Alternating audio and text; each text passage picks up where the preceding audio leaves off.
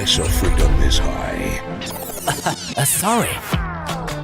This line needs more drama, more tragedy.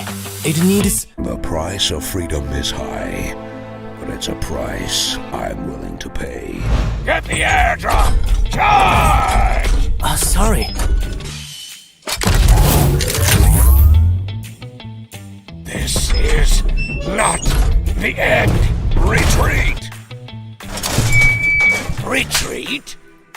How disappointing. It's gonna cut the load. Excellent work. I am Optimus Prime. You're ready to fight for our future. Form up on me. You are a fool, Optimus. You are either with me or against me. I am Megatron, leader of the Decepticons. This ends now, Megatron. One shall stand, one shall fall.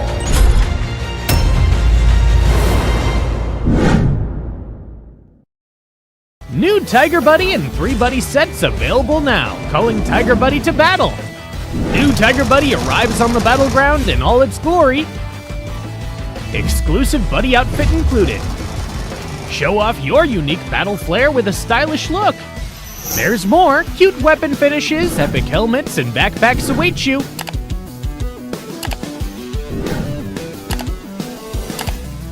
Sign up for the home face-off now. Join the event for a chance to get the mythic Shadowclaw Buddy set. Buddy coins received from the Ola Buddy Lucky Spin don't expire. They can be used in the next Ola Buddy event. Collect the Fierce Tiger Buddy now.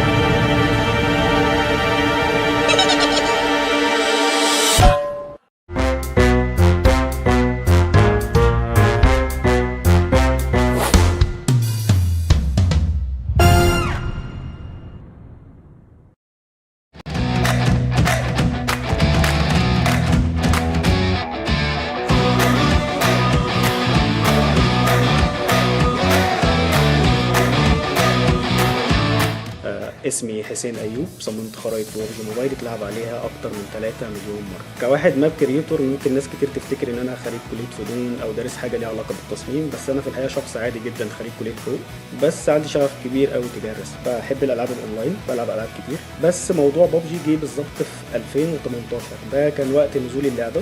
ممكن ناس كتير ما تصدقش اللي هقوله، بس أنا اللي عرفني على اللعبة ده كان مديري في الشغل.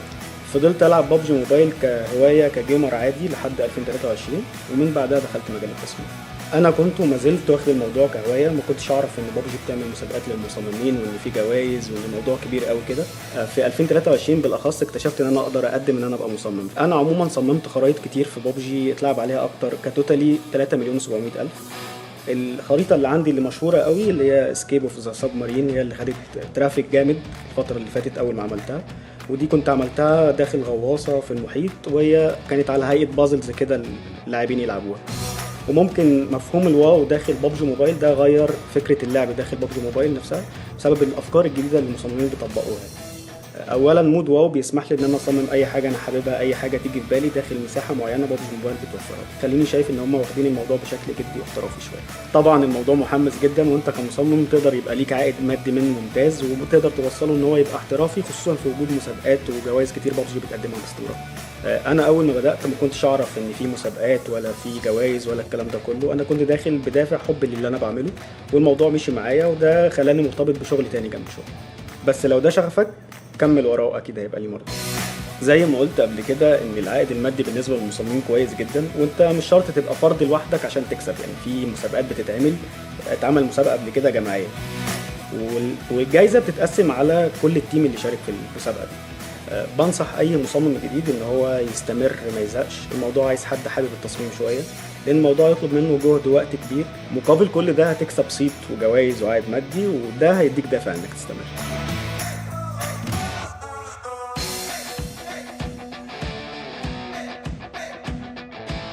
Perkenalkan, nama saya Kibo, saya berasal dari Aceh, tepatnya di kota Banda Aceh.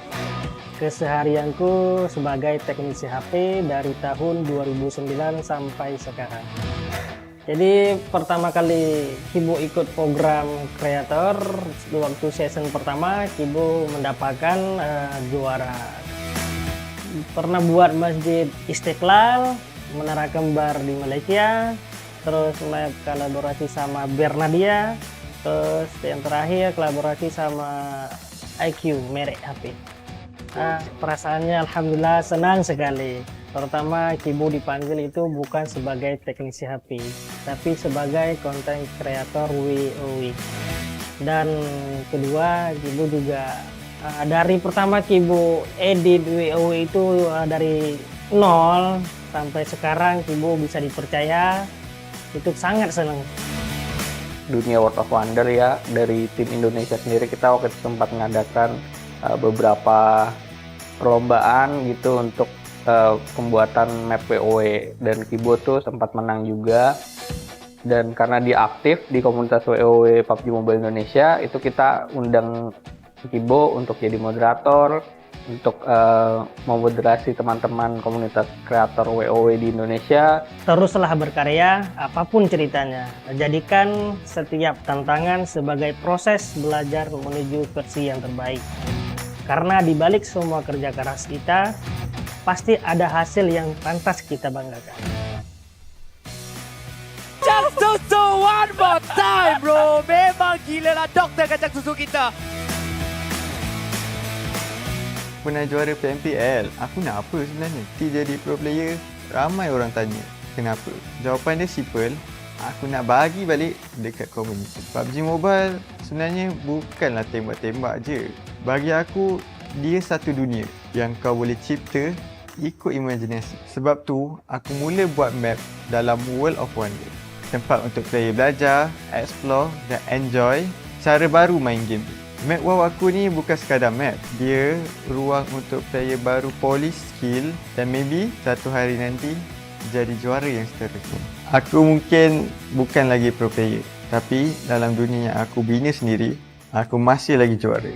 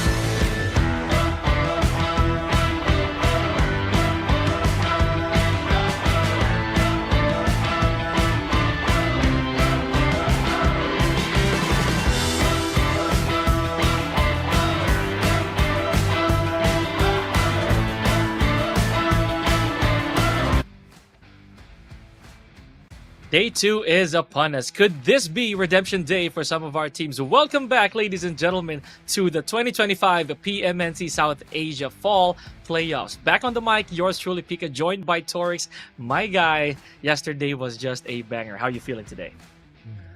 Yesterday definitely was a banger.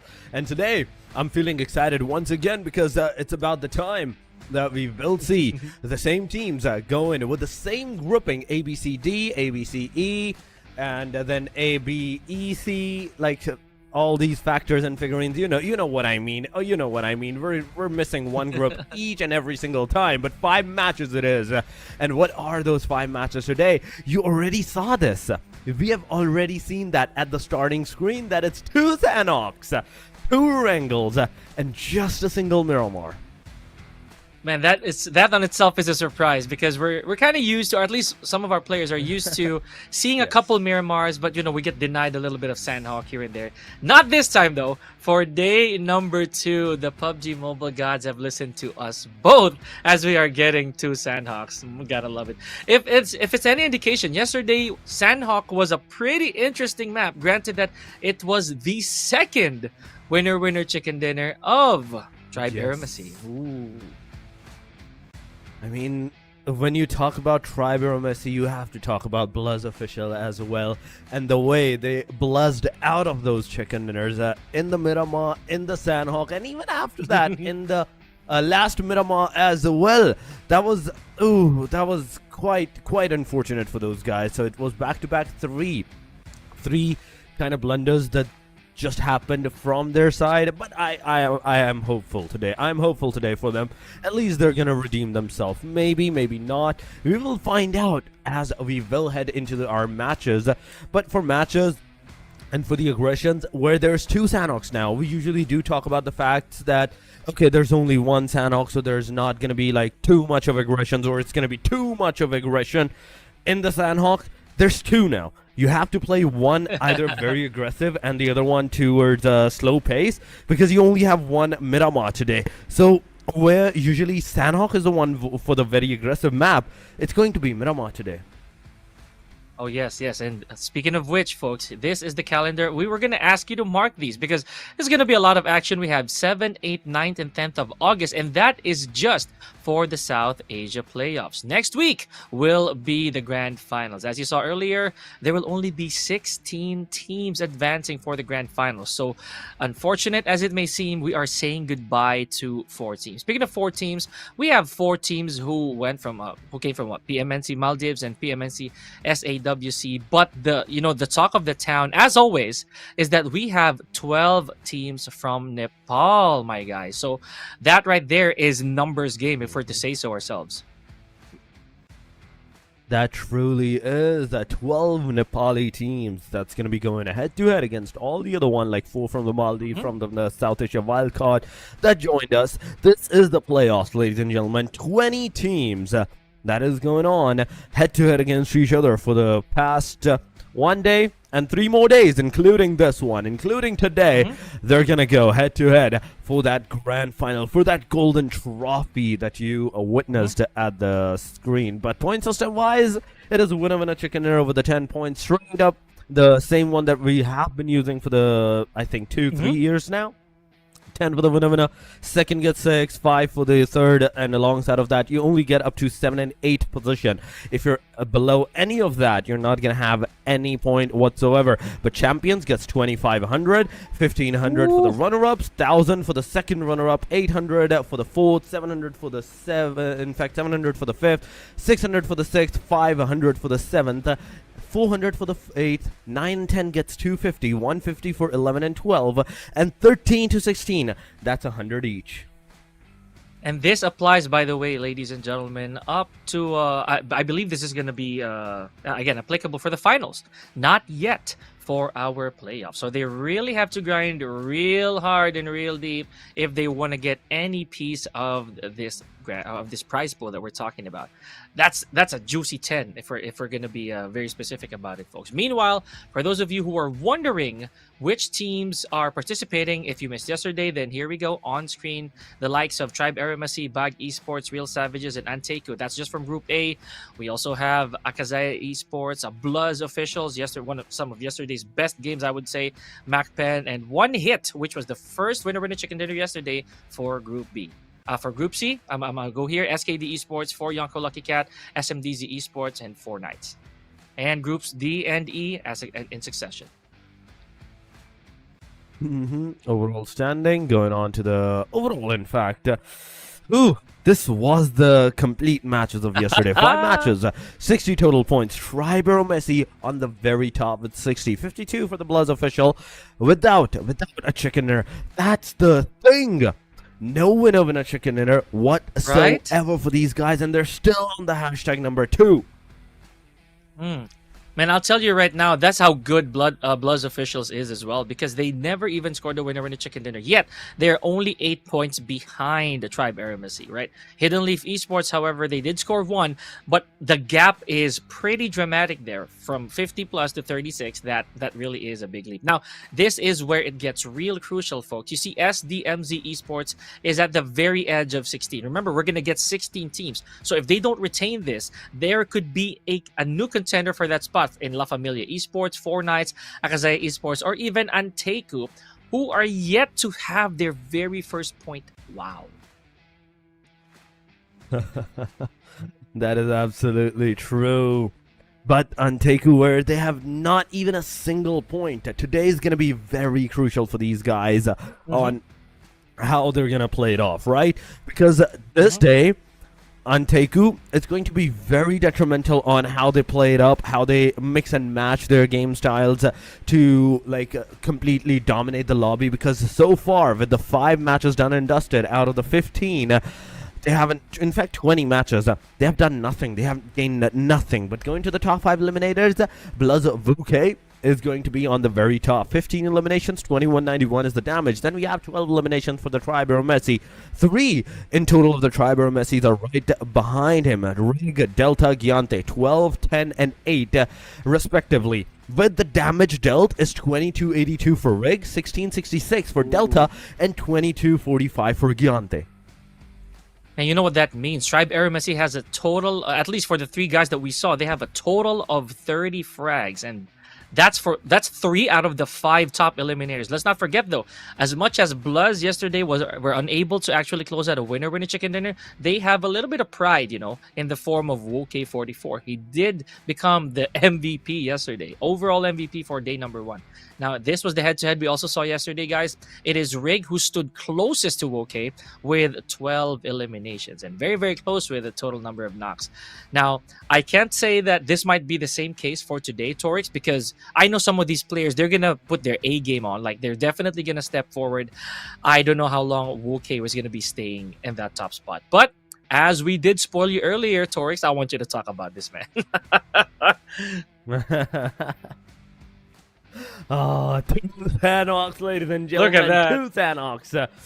ABCD is going to be the very first one. Then ABCE with the Erangel. Miramar goes to ABDE. And again, the second Sanhok is going to go to the ACDE with the match number 5 going to BCDE. The one and only Erangel at the very end. So I'm glad to see this. I'm kind of glad to see this on the fact that we're not seeing a Miramar at the very end, because usually when all the momentum is done and dusted for the teams and they play the last Miramar, they don't usually play it. They kind of go with the flow with that. They do, and it's always so chaotic, right? Like it's now a breath of fresh air. We're gonna end with a classic. I like that as well. Now here we go. This is most likely gonna be the teams that are going head to head for game number 1. I remember that yesterday we were caught off guard by One Hit, who you're also seeing on screen right now, folks. This team, out of nowhere, closed out the very, very first winner chicken dinner, and they were not really the headliners up until the final parts of the match. Now let's see if One Hit can hit 2 in that scenario on making their match number 1 again a winner chicken dinner. Let's see. I don't want to jinx it though. We've seen that happen too many times yesterday, Dorks. Oh, yes. yeah, my lips are sealed for the teams as well. I don't want to jinx them whatsoever as well. So we will see, ladies and gentlemen, what's going to happen, what's going to occur as we will head on to our match number 1 in a short while. It is going to be Sanhok, so you can definitely expect some destruction, some eliminations from all of the teams. But at the same time, it's the very first match. It can go both ways. It can go either to a very slow pace where the teams are trying to take the momentum for themselves, or very aggressive because it is Sanhok, and you know it. There's bound to be some early fights. There is bound to be some early aggressions in that Sanhok whatsoever. No matter how you look at it, the boot camp, the Paradise Resort, even the Painan areas, they usually do get contested. Even if they don't, there's always the ruins that we do see kind of get contested. I want to see that, to be honest. Yeah, the ruins, it's very underrated in my opinion, as well as any of the camps. You know, I personally have an affinity for any of the camps. There's always something interesting there, so I'm gonna keep my eyes peeled for that. So this, safe to say, folks, is gonna be a very humid day here for day 2. I just want to see who among the teams are gonna stand out. But let's talk about the immediate surprise that was given to us yesterday by Tribe AEROMACY. They were this close to getting their 3rd winner chicken dinner, if not for the big stop, right? And who was it? Who was the big stop? Okay, DRS. The big. It was yes, DRS. there we go. It was rather. Sorry. Let me correct. Sorry, I'm sorry. Yeah. It was Hidden Leaf Esports who put a stop to them. DRS was the very last. Wait. DRS. Remember? Yeah. So DRS was the slow burn, right? They were the slow burn winner chicken dinner. Yeah. And we were thinking, what's going on with DRS? Why are they taking it so long to get their, to get their momentum, to get their umph? But there it is. Before the day closed, Torix, we were both proven wrong. That is absolutely true. DRS came in with a clutch into the very end matches. They did some great performances, but now it's time. It's time to leave the past to the past and move into the present. As, ladies and gentlemen, Sanhok is here. It is on our screen. The plane has already taken the flight and is about to reach its end.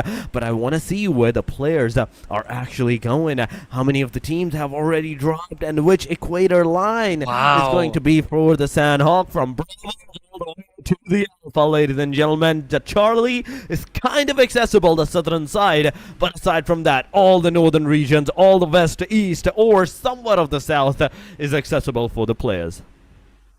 Yeah, you're right. Charlie completely, I'd say, a ghost town as of the moment. Never mind, though. I think 4YLC is going to head straight to that camp. I'm going to keep my eyes peeled. But we do have a westward, well, basically a northwest circle here. And this is pretty good for some of the teams, right? They already have a little bit of a foot in. They have a little bit of security with where the circle is. I can't say the same for 4K, though. They're kind of at the bottom, the southwest corner of our map, specifically going to the ruins. And I had to jinx it too. Now people are in ruins. I just want to see how that goes. All towards Tambang and Nakam. I'm gonna leave this to our mission control to check up on 4K a little later on. That is absolutely true. So far, it is just the beginning. It's just the beginning right here and then. But Sakudai Himson, he's ready. He's ready to take that action. The DPS messes up. Wait a minute. But finally, okay. Connects. He redeemed himself. Gets one hit. Omega out of the equation. It's a first blood going around, ladies and gentlemen, by this team. Sakudai getting that first initial frag for themselves. But now, from this point on, we do have to see what the rest of the team Sakudai or the One Hit Esports is going to do, because now, as Paradise Resort is one of the places where the fight has initiated, One Hit has decided to move out of this area. You can see the guy, Dilla, just in the back lines, just in the single compound outside of the Paradise Resort, and he's just chilling over there with the DBS. Yeah, no backup. I think he's pretty confident of where he is, just really scouting. Gathering all the resources he could. Yesterday I was about to say that I saw a heap of good weapons, right? Like that we haven't really seen in a while. I believe we saw an AMR yesterday, so really put to good use. And I'm a huge fan of the AUG. I saw a QBZ there as well. So hopefully today we get a little bit of diversity, when it comes to firepower. Meanwhile, I'd say Ruby over here from AKAZAYA has everything that he will need, right? He have an M416, he got the DBS, I got a bunch of, I'd say bandages, but this is, I'd say an initial looting for Ruby, and he does have a little bit of company in the form of Destro here. One hit Destro, he is there, and Ruby. Both of them, they're not like taking the fight. They're just chilling out there, waiting for the other team to like make the wrong move, so they can capitalize that, eliminate the other team. But I don't think so. I don't think that Destro even knows the location of Ruby at this point in time, because look at his gun. He has that dual MP7 in the hand. Ruby has that M416, now changing it to a DBS. But oh my god, this is definitely going to be a very, very hard-hitting scenario. But M249 on the reload. You have to go. You have to get that elimination. There we go. He does it. He gets Destro, and Destro is destroyed right there. But the backline angle, AEROMACY, ladies and gentlemen, they are coming to make their way. Oh man, we got a lot of action going on. I saw some Honey Badger frags, a Honey Badger frag over there, and as well as a QBZ, but we'll get to that a little later on. Ruby with the patience of a crocodile, just waited to strike at the right moment, and one bite was all it took. Beautiful work. Now look at this. One hit. This is very, I'd say, uphill now for one hit, Torix, simply because there's one guy left. And that was a very, very rough start here for our supposed first winner chicken dinner from yesterday. I mean, like, knowing which team is going to take the winner chicken dinner, it's going to be really difficult right now, because look at this. Not even a single team fully has been eliminated, right? So there's still like a solo player of the one hit that is still up. On the other side, BAGH Esports is fighting versus the team ANTEIKU is fighting. Everybody is definitely going to go somewhat cement themselves into the Sanhok match, try to do that, at least over the first two stages going around. But what I want to see is those third parties happening here. Come on, if you need those third parties, fourth parties, where one team is fighting, the other team listens to the shots, and they're like, yeah, we need a bit of that. We need a bite of all of this action for ourselves as well. And they just charge up, get those eliminations, and then the other team comes over. There's another team that falls over to the same equation, thinking that, yes, we want some more elimination for ourselves. But ladies and gentlemen, it is BAGH Esports right now on our screen versus ANTEIKU. Both of them, they have a very good distance amount for themselves. A distance is immense. There's going to be an easy spray fight here. You cannot throw the utilities, the grenades to get those eliminations, so you have to make sure that you at least initiate a knock before rushing on. Man, this is also really dangerous on the side of BAGH. This is a 2v4 situation. Not to mention Joker is still pretty distant. Not a lot of utilities and armor for him to use. Yep, gonna go for a little bit of that withdraw. But, AT still looking good. And speaking of AT, they did score their very first point, buddy. So that right there is already a good start for AT compared to how they were yesterday. Meanwhile, we're looking at NAVE, and this is a lot of letters, folks. You're going to have to forgive us. But we have Susti over here. Got a little bit of contact.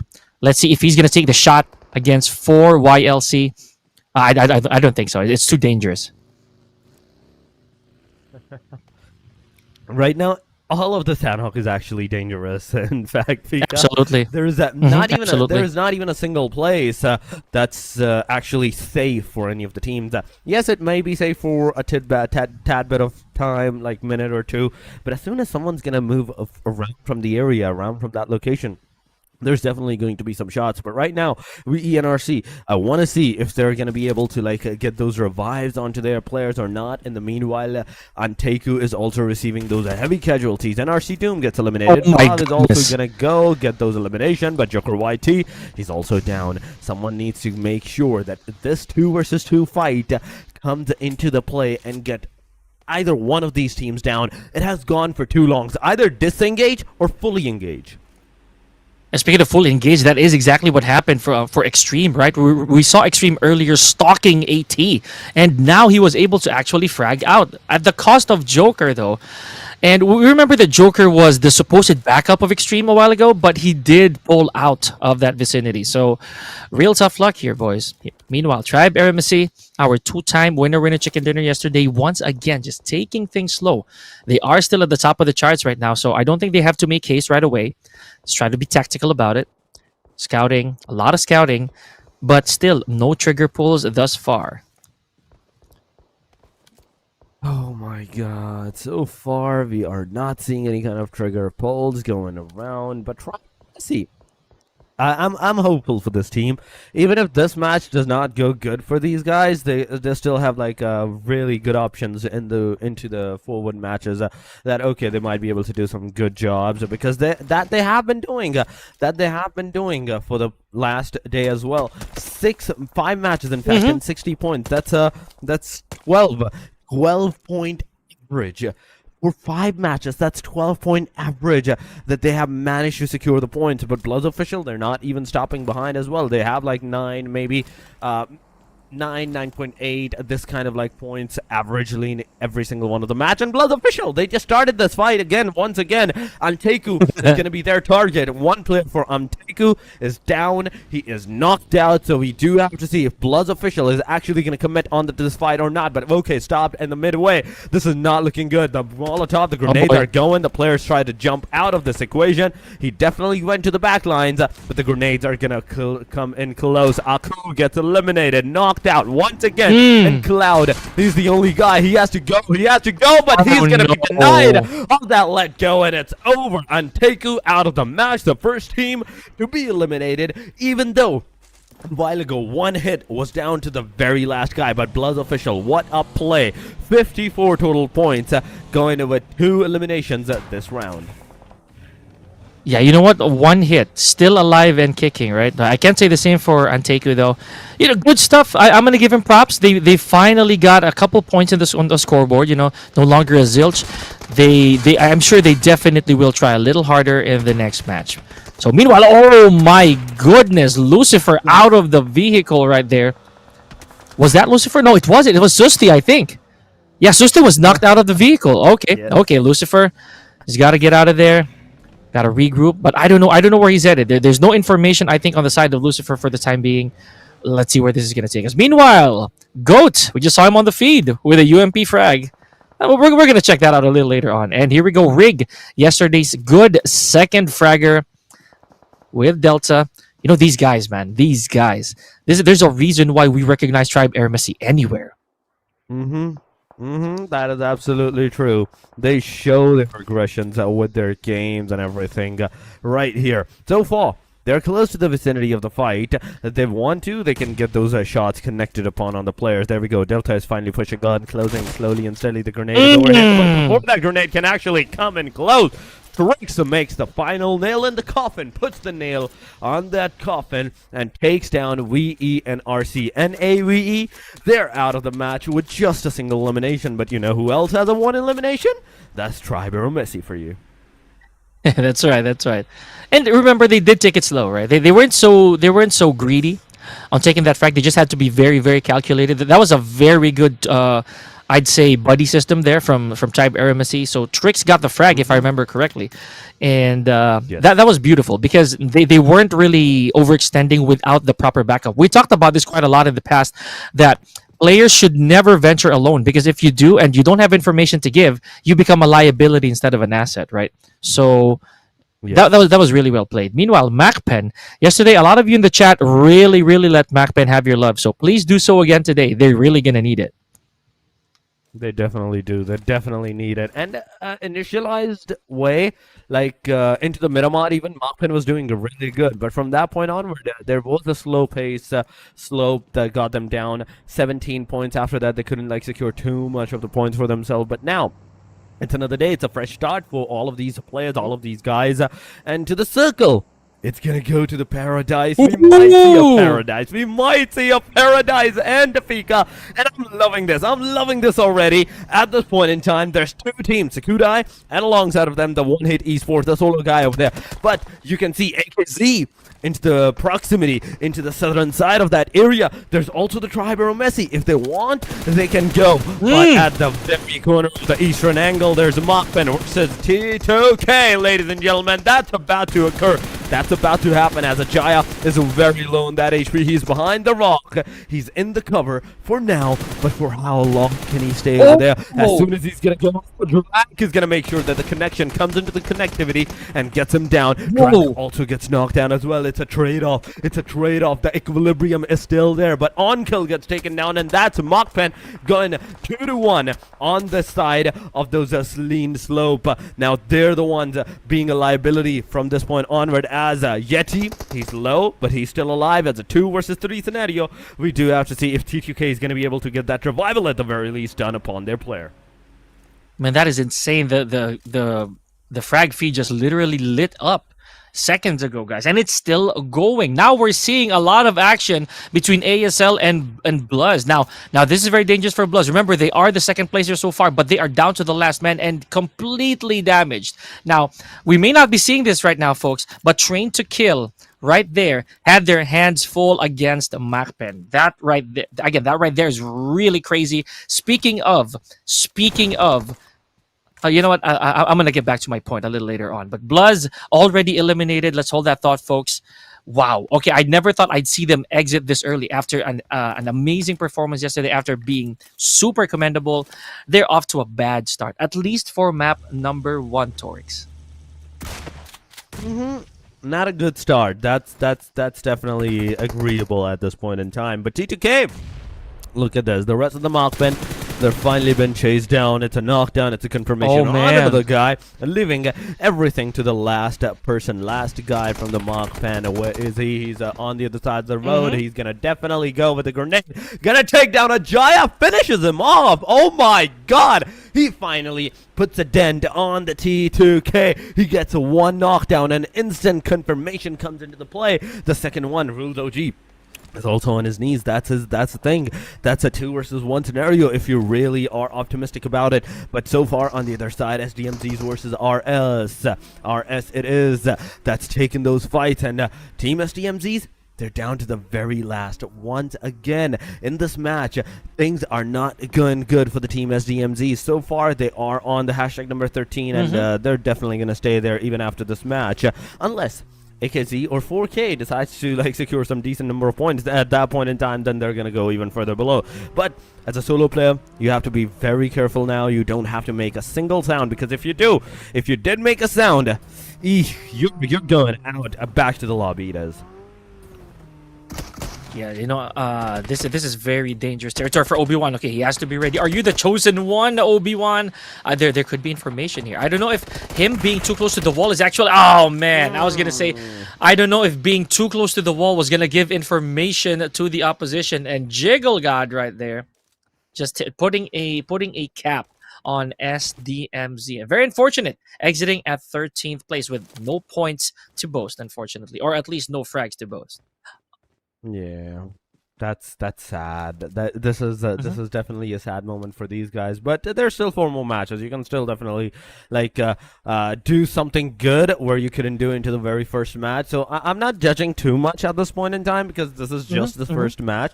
This is just the initialization. This is just the initiation. You have to make sure that your execution into the mid phases, into the late game, where it's only after the half day is done, your execution is really good, because that's where the most of the points starts to crumble. That's where the fight starts to actually make a meaning that, okay, this team has been consistent and they have been doing this. But there we go. BAGH Esports gets eliminated, ladies and gentlemen, right here. For YONKO is gonna have those 4 elimination, just like the name. They have those elimination, 4 elimination to these players. But there's also Zoro down. Someone needs to get Zoro back up on this guy's feet, because at this point in time, it's going to be difficult. You're already outside of the circle. You're already taking the blue damage. Staying too much outside of the equation, it's definitely going to hurt you. Man, that was also pretty bad way to go for BAGH, right? They were ganged up here by 4 Yonko Lucky Cat. So I think it was BPIN who got the final frag over there. Meanwhile, and I'm gonna get back to your point. Ladies and gentlemen, if you're unaware, the blue zone actually deals more damage the further you progress. So I'm not going to be surprised anymore if we do see some eliminations care of the play zone, the blue Grim Reaper as I always call it. So hold your breath. This is going to be an insane last few stages. Meanwhile, Rig taking out Himson, who was off to a good start earlier, care of the nade. Speaking of new guns, there goes the Vector. Oh my goodness. That gives me chills, seeing that gun every now and then. Gangsta taking out Ruvi, who a while ago as well was doing so good. I remember Ruvi from earlier. Oh my god, Ruby, no. No! Got finished off right there. No, come on. The way that we are seeing this is that day number 1, the teams that have been doing great, they're kind of struggling at the least for the first 2 matches. Some of those players, some of those top-ranked players, they're struggling for the day number 2. But right now, ladies and gentlemen, it is AKZ Maha, the solo guy, but he gets eliminated. It's over for this team as well. As AKZ gets out of the equation. We're down to the top 10, ladies and gentlemen, but it's only 18 minutes that have passed. 6 teams have been eliminated, but Trix, come on, no, this was not the right move. Cooking going forward just by running away into the area. This was not the right move. This was definitely not the right move, but Rig is now coming from a different angle. It is going to be S12K versus S12K. That's going to go into the equation. Pika gets a knockdown. Rig is going to throw a grenade, a Molotov, in fact, into the area. In fact, smoke a grenade to make sure that he can actually push, gets that elimination for himself, but in the same time, there's a Gyante cooking up a grenade as well into the different area. Delta with the S12Ks, DBS, he's making sure that he tries to do some damage, but nope, it's not going to be enough as the top team gets finished off at the hashtag number 10, not securing a single placement point for themselves. This is not a good start for a majority of the teams here, but now it gives enough time for the T2K for the team of One Hit or RS alongside of 4 DMCs to actually catch up close to those points. That's true. Man, I am in shock right now. SKD doing marvelously with 5 eliminations and taking out the big dogs from our game. Now here we go. 4DM up, as we mentioned, there goes Zoro and Bpin from 4YLC, care of the blue zone. We did promise you, and Fearless as well. Oh my goodness, the curtain's definitely closing on 4YLC. That is a painful sight, folks. Now RS also eliminated just then. Look at that, almost the entirety of 4YLC taken out by the blue zone. That's at least good for 4YLC. At least they're not actually giving away their points to somebody else. That is absolutely true. They're at least not giving their points to some like any other teams to like deliberately getting on the top. But aside from that, we're down to the top 8, ladies and gentlemen. From this point onward, at least 1 point will be given out, but now it's going to be going up to 2. 7, 6. We're down to whoa, wait a minute. I saw 8 teams a while ago. Now we're down to 5. What is going on? Now we're down to 4K with the one player. ASL with 4 death machines with the 4, and 1 hit with the T2K with just a solo player. It's a 1 versus 1 versus 1 versus 4 versus 4. The fight is about these 2 teams, 4 death machines and the team ASL. Man, ASL is really letting all these teams have it. And with a full stack, right here, we got all 4 players strong and sturdy. Let's see how they're going to do with these numbers advantage. 4 death machines, they're doing good with a complete roster, but those 2 frags, man, they're going to have to pile up.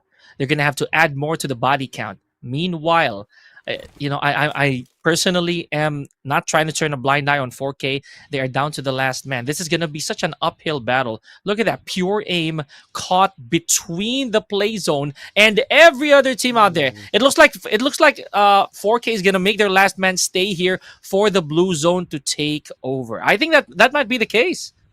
We're not seeing any movement from That 4K. might be the case. Yeah. That might be the case. They might just leave them and be like, okay, you heal, you get as much healing done as you can. Make sure you survive at least till the very top number 3. But 4K, you can see them. Ruled OG knows the location, but giving the I shot don't think so. instantly gave out his location to the enemies, to the other players. But now from this point onward, it's going to be a very difficult situation as Joker gets eliminated. For the machine, the Titya gets a knockdown. Pure Aim gets a finisher right there and then. And together with this, we are definitely seeing a lot of casualties that might occur right here as Aditya. Someone needs to get that revival done on Aditya from this point onward, because it's a 3-way fight now. 3 versus the 3. 4 death machines. What are you going to do? And Ruled OG as a solo player, this guy, he's just chilling out there. He is just chilling. He's making sure that the other team, the enemies, are completely submerged into the fight. He's not over there in any way. He's not even in the path of those eliminations or those grenades that can make their trajectory over towards these guys, and he's just chilling there. He's making sure that whenever there's only one team, or if he has the chance of securing 1-2 eliminations straight up, he's definitely gonna take that. But Cool gets a knockdown. Now a Ruled OG is gonna go get that damage done, but Chari puts a nail right there on T2K's aggression, and it's over. ASL with 8 eliminations. We have 3 eliminations for the 4 death machines. Elimination wise, ASL will have the highest probability of securing the winner chicken dinner, because they're so accustomed to this fight in the Sanhok match. But for death machines, they have the man advantage at the end of the day. And look at that. They have to get as much manpower as possible.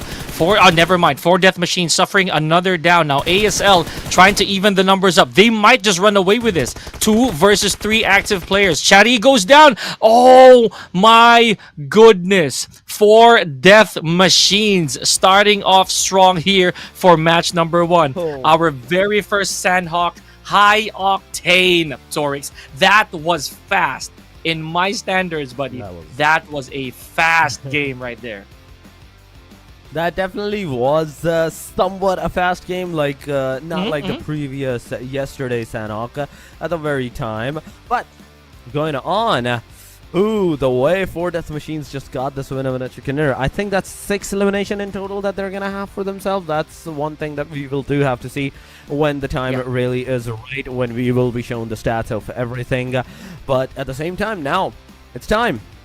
It's time to see who is the MVP, who is the most valuable player, and how many points the other teams actually manage to secure at the end of this equation. 4 death machines, ladies and gentlemen, is the name for now. That's going to be at the very top for this match, at the very least. 16 elimination, I do believe so. But before going on to those elimination numbers, we're definitely going to see the highlighted moments, the top 4 moments of this match from the very perspective where Ruled OG tried to do that. Chari got those eliminations, then Chari instantly got bombarded with those Molotovs and everything. And right with this, all those equations that actually happened, look at that. ASL got finished off, and Killmonger was the guy that made the final nail in the coffin. Cool with the 2, Aditya with the 2, 1 for Killmonger and 1 for Peak. That's 6 elimination, 16 total points. And that's cool. You know, this is a very, all pun intended, by the way, when I said that's cool. But, you know, it's fun because I like the fact that they played it off patiently, very, very patiently. They did not actually dip in to where they were not welcome or that they could not leave safely. You know, they managed, I believe, to keep their entire roster all the way to the very end, you know, the very final encounter. I like the fact that they did play PUBG M the way we're used to seeing some players play, but at the same time, they were very wise about it. They were not too greedy and not too boring to watch, if I can say so myself. Now, this, however, might bore you, Torix, with only 104 total thrown nades in this game. Ooh. That's a bummer. I mean, at least I'm happy that it's not below the 100, because we're so close to even close to less than 100 at this point in time. 104. That's barely 100 above 100. But going into the match standing, it is 16 points for the 4 death machines. ASL with 14, 10 for the T2K, then 1 hit with the 10 points as well. Then Sakurai with the 9 for YLCs, 7, 4 for 4K, 3 for AST. Not a good start for the team AST. Arvis with the 3 alongside of AKZ as well, but MAKPEN alongside of AT and BLUZZ official secured 2 points.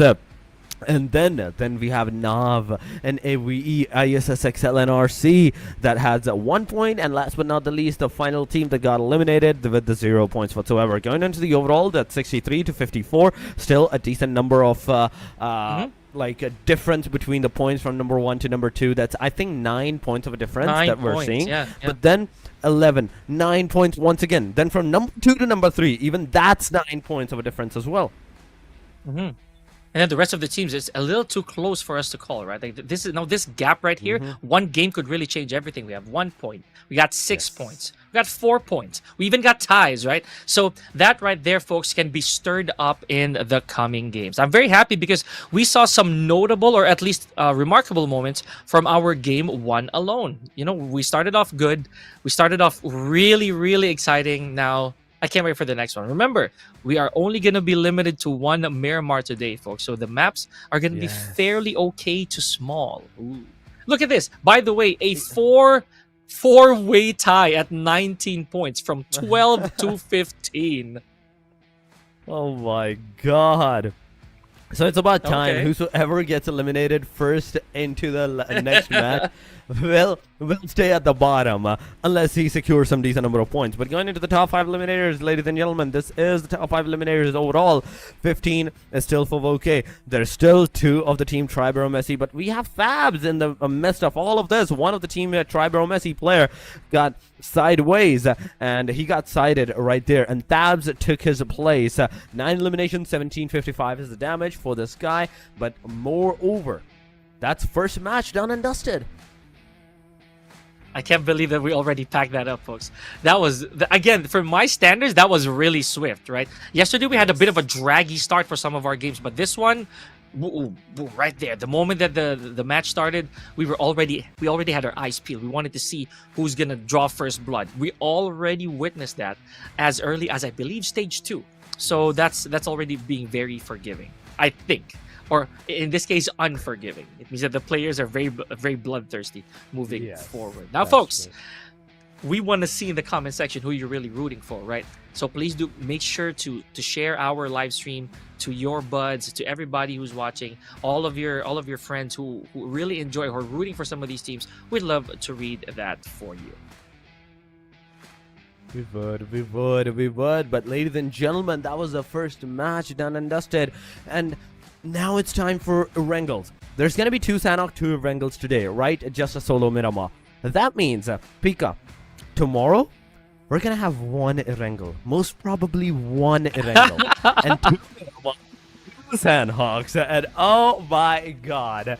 I'm already excited to even think about that. But ladies and gentlemen, before heading on to the match number 2, that's going to be our Erangel, the first Erangel. We're going to head over to a short break. Do not go anywhere. Stay with us and enjoy the highlights.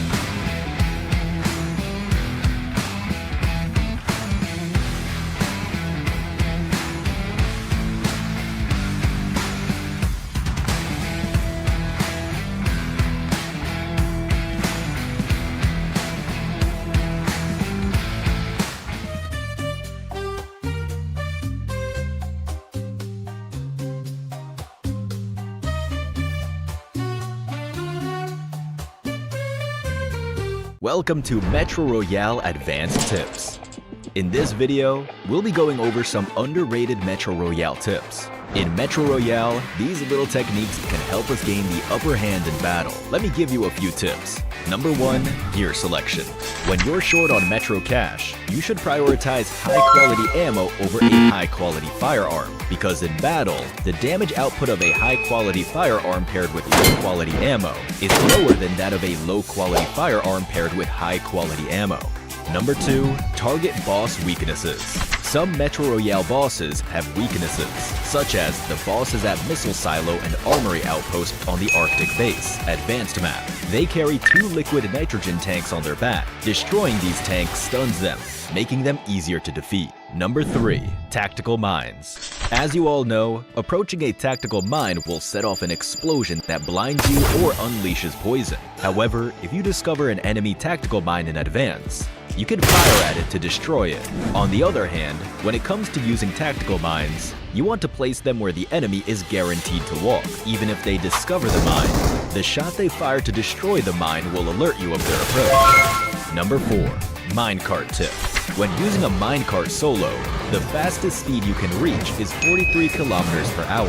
When you have a teammate with you, you can ride the minecart together and achieve even higher speeds. Number 5, climbing tip. If you're ambushed by enemies while climbing a ladder, tap the jump button to land back on the ground for a quick retaliation and avoid getting caught out mid-climb. Metro Royale has even more secrets, such as destructible lights, which can dim the environment. There's still much more to discover. That's all for this Metro Royale guide. See you next time.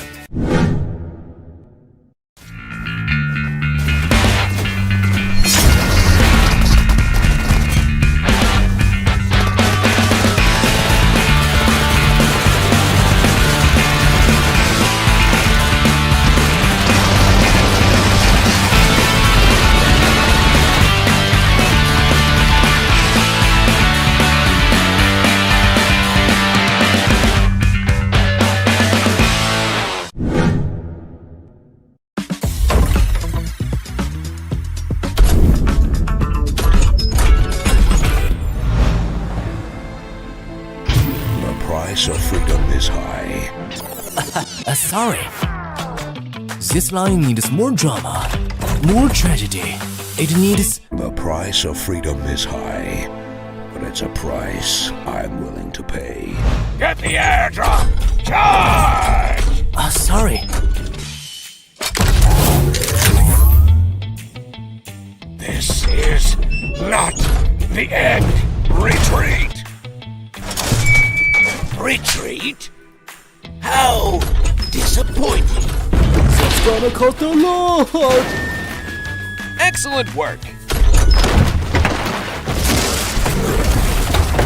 I am Optimus Prime. You're ready to fight for our future. Form up on me.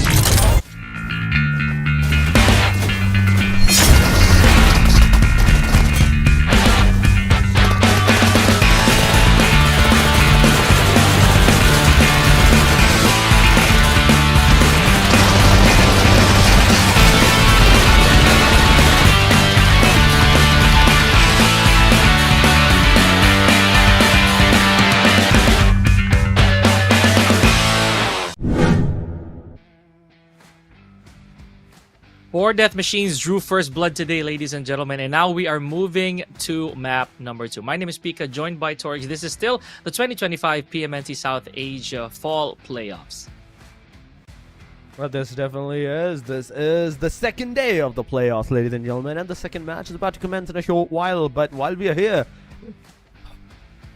I don't know what happened to the top teams, but whatever happened for the Machines, it was beautiful. A good jump that they're gonna have into the overall ranking at the very least. But aside from that, who else is going to be able to like take those winner chicken airs for the rest of the matches? Because there's 2 Erangels, 2 Sanhoks, out of which 1 has already been done, and then we have 1 Miramar into the very middle. After this Erangel, there's definitely going to be a Miramar, the very only Miramar, ladies and gentlemen, where it might be taken for granted and might be played for a tad bit faster pace. But ladies and gentlemen, this is the match schedule. We have Erangel with Group A, B, C, and E. This time around, Group D is going to go onto the bench to take a short break, take a breather, but participating team-wise, we still have AST, we still have BAGH, we still have ARS, AKZ, One Hit, BLUZZ, MAKPEN, all those names, but the one that are getting added is NEPX, is DRX, it's HLX, and LAFAMILIA. And you know what that means, guys? We are not going to see a back-to-back for 4 death machines because they did sit down for this one. They definitely need to take down some notes, right? So let's wait for that. Here we go. Few seconds away before Erangel gets it going. El Clasico. So for those of you who are huge fans of Erangel, you might want to grab a cold one, sit with us. This is going to be fun. Where are we headed now? Oh, Torix. I want you to make the forecast, buddy. Ooh, it's gonna go from the south side of the military base all the way to the... Okay. I had to stop in the midway. Why? Because why? Why would you go towards the upper side of Lipovka and not Kameshki this time? This is my question. Why would you stop in the middle of all of this situation and just throw everybody out? But yeah, ladies and gentlemen, this is the plane line. Kind of favored to the very eastern side. But the western areas, like the hospital, the ruins, even Rozhok is barely accessible for the team, Speaker. If they do want to get there for some reason, they're definitely going to go for a hike. A huge, long, very dangerous hike. We're going to wait for where the circle is, though. But, you know, if there's any indication of history, this might go way northwest. I'm just predicting. I could definitely be wrong here. Now, if that's the case, as you mentioned, they will be forced. Most of our teams will be forced, if not all of them, to try and make haste. Got to secure that spot before the circle starts being unfavorable for everybody, you know. But going back, Sosnovka military base and Novo already has contact with some of our teams. We do have some contact, at least at the military base. I'm loving the fact that we have some contact at the military base at this point. Sakudai versus LaFamilia. They're together right into proximity. The fight might ensue. The fight might happen. At the same time, there's also the Ferry Piaz area. You can see, okay, kind of want to go to the Primorsk, so because that's why they're gliding so much over on the water side.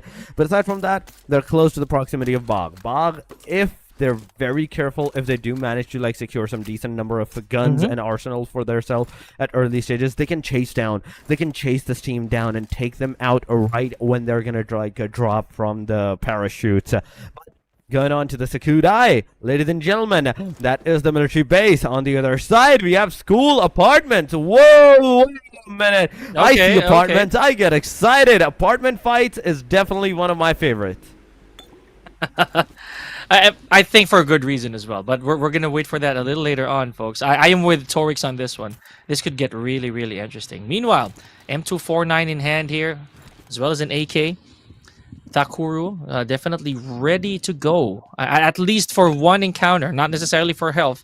Now, I gotta ask you, Torix, are you a 5.56 guy or a 7.62 guy? It's just on the top of my head. Definitely a 7.62 guy. Gotcha. Okay. Speaking of, there's Woke. Okay, taking out Destro. Wow. Okay. And again, Woke. A lot of wordplay here going on, ladies and gentlemen. But Destro suffering the very first knock of our game number 2. And if I'm looking at this correctly, LF does not have a fourth man. Yeah, I was about to point that out as well. That once again, ladies and gentlemen, in today's matches, we are seeing a team with one less player. La Familia is the name, ladies and gentlemen, so far right now. But aside from that, one hit is also down to the 3 players. There's also another team that I do believe so. Okay, no, one hit is the only one. The other team that got the knockdown, they managed to get that revival done. But now, going on to the Saverny region, we see these guys, one hit all alone. Nobody's into the close proximity. And even the plane line was not even here. The plane line was not into this favor. So they took the cars, they found the cars, they took them out and came here out of their way. But the circle, I do believe so. It's on the western side of the area, so there's definitely going to be a lot of things. But there we go, 4 Knights. I thought BAGH was going to be the one responsible to take these guys down, but no, it's 4 Knights. They can BAGH down the same way that I was talking about, that okay, they might chase them down. No, it's 4 Knights that's chasing BAGH down, in fact, this time. And pure aim, you know, getting blood on his hands in at the expense of Joker White. You gotta love it. Here we go, 4 Knights. They've been showing up quite well as of the past number of games, Toric. So let's see. It is us just waiting for what surprises these fine players are gonna hand over.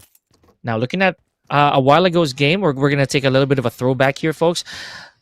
Tribe AEROMACY and BLUZZ officials were booted out before they can gather the ample points to add to their board. You know, there were some additions, eliminations wise, but placement was really scarce for these teams. I don't think that they'd want to go out that way again. I mean, that's kind of like a very difficult situation that we're facing right now for all of this fight that's going on. But so far, ladies and gentlemen, Erangel is going slow. That's what I'm loving about Erangel. The first 2 stages, okay, they can go slow. I won't mind that. But from the 3rd stage, come on, we need some action. We need some juice from the teams, from all of these players who like take that action into their own hands. Yeah, it's also one thing why we're super excited for Sanhok, guys, because the fact that there's a huge chance that these players are going to come across each other very soon. Not to say that we're not liking the amount of eliminations we already have, but this happened a lot sooner. Whenever, at least during the Sanhok game, and it might keep doing so in the next Sanhok game. But for now, we're going to be with Erangel. With El Clasico. The one thing I like very much about Erangel is the abundance of vehicles and the need to have a vehicle whenever you're here. Whatever you have, whatever vehicle that you have here, you can use that. Yes, that's for sure. Sanhok is the only map that I would not prefer the vehicles, but Erangel, yes, you can if you want to. If not, you can definitely like skip them out. But Miramar is one of the map where vehicles is a must. Oh, you do. It's a necessity. You do. If you don't have a vehicle, you're not gonna survive. That's one thing that's set in stones in all of the Miramar. That if you don't have a vehicle, you're not gonna be able to like rotate efficiently. When you get into one circle, the second one is already gonna start. The third one is already gonna like begin at that point in time. So you're just gonna keep on running and running and running with the utilities or the arsenals, like the healings that you have. But going back into Erangel, Miramar is still 1 match further away. Going back to the Erangel, ladies and gentlemen, it is 4 Knights versus RS this time around. That's into the proximity in front of each other. There's a Bamba Dada here, pure aim. Let's see if your aim is pure right here and now. But Venom takes Jiggle God down. It's a knock. It's a confirmation. That's the 2nd elimination that 4K is gonna have. Man, I did say that 4K is looking real sharp for this match and for the past few games as well. I want to see what else they have in the bag. They're keeping their sights on RS right now, and Jiggle God. You know, I started to become a fan, but there he goes. I mean, that's the nature of PUBG Mobile. You're never gonna know who will take you out in the next match, guys. So always have eyes in the back of your head. And I mean that figuratively, of course. Meanwhile, if I'm going to make a prediction here, a very bold one, there's a chance that DRS might take this because we haven't seen a lot of them so far, right? DRS definitely, we know them for being ultimately patient. However, I cannot say the same for RS as Anish from BAGH just got taken out. Look at this. And a little bit of pinch. Vengeance, care of Extreme. Looks like they're going to close out the deal here. Yep, vehicular frag again. We're going to go for another one. Double tap. Yep, yes, sir. I mean, that only means one thing, that we're going to have some vehicle eliminations and summary at the end of this game, ladies and gentlemen. But the first circle is about to close down. The first circle is going to go all the way down. The first one, it was Western. Now it's Southern.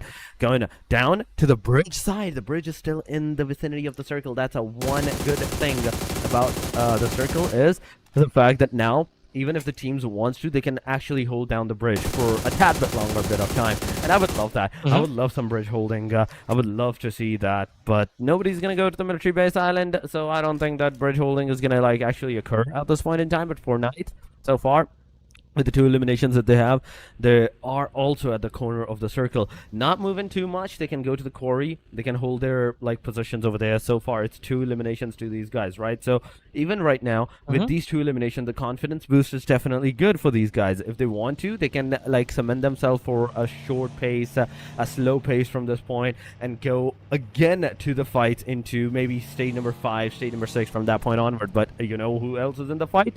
Is the team NEPX, close to the team HLX. The fight can ensue if they want to, but at the same time they also have the chance of disengaging. Oh yeah, if it was up to me, I'd definitely go for the latter. We are very early on. The points will definitely, or at least almost going to be a lot easier when you're down to the last few teams, right? And we've seen that happen time and time again. We have Claw with the Amphibian over here. It's got to be just got to regroup with the rest of the guys. We did talk about how vehicles are vital for Miramar, and again, I did bring it up earlier. Vehicles can be your friend and or your enemy. Now, meanwhile, we're seeing a lot of new names on the feed here, Torix. I thought we were gonna go slow, but stage 2, and it's already filled with mayhem. If I'm gonna say so myself. It started a mayhem, they definitely did, and everybody's trying. I love the spirit from the team that everybody, as soon as they're gonna spot down the player, they're instantly gonna try to spray him down. But I did saw a headshot connection.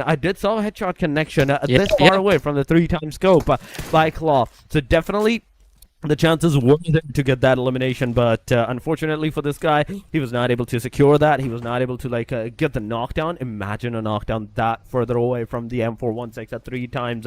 On top of that, what the other team would be feeling at that point in time. But ladies and gentlemen, it's Sakuda into the kill feed versus DRS. DRS, that is on the hashtag number 5 after yesterday's last match, winner chicken dinner.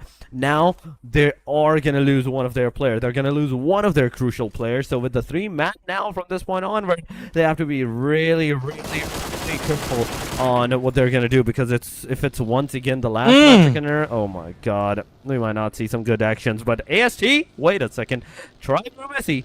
What is going on with these guys? Why are they losing their player? Man, getting picked off by AKAZAYA as well. This team, they're not gonna allow a Tribe AEROMACY to get that momentum back up and running. This is very intriguing for me. And meanwhile, I am proven wrong. DRS already lost one of their own, but not with a little bit of a trade there, against Himson from SKD. I'm gonna check this out. I'm pretty sure Example can actually hear the revive over here, but they did a little damage to himself. Ouch. But to the white T, that's an initialization right there. It's a knock, it's a confirmation, and now this guy's not gonna stop. You can see Example making an example of everybody. Kill YT from the different angle. He's also gonna go, but oh no, Example, you overwent. You overshot your shot. But Kill YT, why would you do that? Why would you nade your own self and DRS with these small mistakes? One over pushing, one just nading his own self. But this is the time where there's going to be a lot of casualties now on the DRS side, and DRS, they're definitely going to lose a lot of players over there. Potentially, this is the end for the DRS at this point in time, because there's nobody else to save the solo guy or to survive, and they are kind of completely pushing on. Cyclone gets Molotov'd and gets eliminated right there and then. 2 eliminations for the 4 YONKO and the Lucky Cat, and without a single casualty. They only took down one of this player at this point in time, so I'm not too surprised. But DRS, the team that is on the hashtag number 5, they're gone from this game. Man, I like to point out Fearless eliminated from on the side of 4YLC, but they're still looking pretty okay. Punk just 1 revival, and the team will be back on their feet. I saw a lot of S1897 right there. Got a lot of good frags. It was a very shotgun encounter for both these teams a while ago. Now DRS, I can't be more wrong with how I predicted it. And guys, over a chat, please do not hate me. I'm just making my predictions. I know I jinxed DRS, but better luck next time. I guess. I'm so sorry. That is definitely a me thing. SDMZ already getting their hands full here against AKZ. Got a couple knocks, and I think a vehicular frag as well. Beepin just trying to check the top of the bridge. Now this is what I enjoy. This is definitely, truly what I enjoy when it comes to Erangel. A lot of these strange corners, a lot of these peculiar angles that you have to watch out for, especially during crunch time. We're down to our 15 teams. Actually, you know what? Now we're going back to being slow here, Torix. We're still at 15 teams, and it's already stage 3. We just have a phase of that fast pace. Yeah. Then it once again comes back to the slow game for all of these teams, and that's exactly what's happening right now, ladies and gentlemen. But for how long is this going to continue? This is the question. So far, only one team, and that is DRS, that has been eliminated from this match. MAKPEN, another one of the names that I'm really hopeful to, like, they're going to secure some decent number of points, decent number of elimination for themselves at the very least in this match. They're right now on our screen. One hit is also so far here versus AEROMACY. You can see the long ranges fight that's happening. Dilla throwing the grenade with the trajectory, not gonna get any kind of connection. The player is finally gonna push on the S12K. The DBS is gonna make the connection and drive AEROMACY. Oh my god, it's back-to-back 2 bad matches now for these guys. What was that, bro? Oh my goodness! Literally walked into the clenches, into the fist of death. I would say that was insane. Now, you know what? We're gonna leave that for later. We're gonna leave those remarks for later when we look at the highlights. But now LaFamilia, even with technically 2-player disadvantage, they're still holding their ground. We got Minto and Ra11 over here, just still trying to survive. I guess that's the word. We're not gonna overcomplicate it, right? Now, SDMZ, still a complete stack. Got a couple eliminations, still looking pretty healthy. I don't know if they're still intending to engage here. We still have a couple of minutes on stage 4. So, I'm pretty sure... Oh, never mind. You know what? Hold that thought. We have 4 YONKO Lucky Cats here. We have Punk has his hands full against BLUZZ. Ooh, oh my god. Oh my goodness, that's a grenade, that's a confirmation, and for YONKO's Lucky Cat just got annihilated, obliterated from this match right here. And now we're down to 13, from 15 to 13 in a single instance, ladies and gentlemen. This is PUBG. This is the PMNC for you, ladies and gentlemen. 13 teams remaining into the match with 39 players alive. Minto gets a knockdown. He will get a finisher in a short while, but if LaFamilia is the solo guy, the last guy, that now that he's surviving, he gets eliminated, it's going to be over for the LaFamilia as well. Takudai versus HLX. They're also taking that initiative of the fight. But Takudai Pika, it's a knockdown, it's a confirmation, I do believe so on this. Yeah, I think so. We're gonna monitor the feed for that one.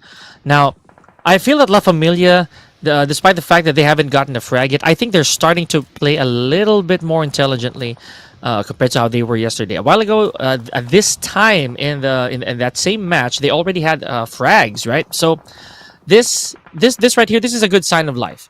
I would say so. That right there is a good indication that they are learning from their mistakes. Now, one hit down to their last player here in Dila.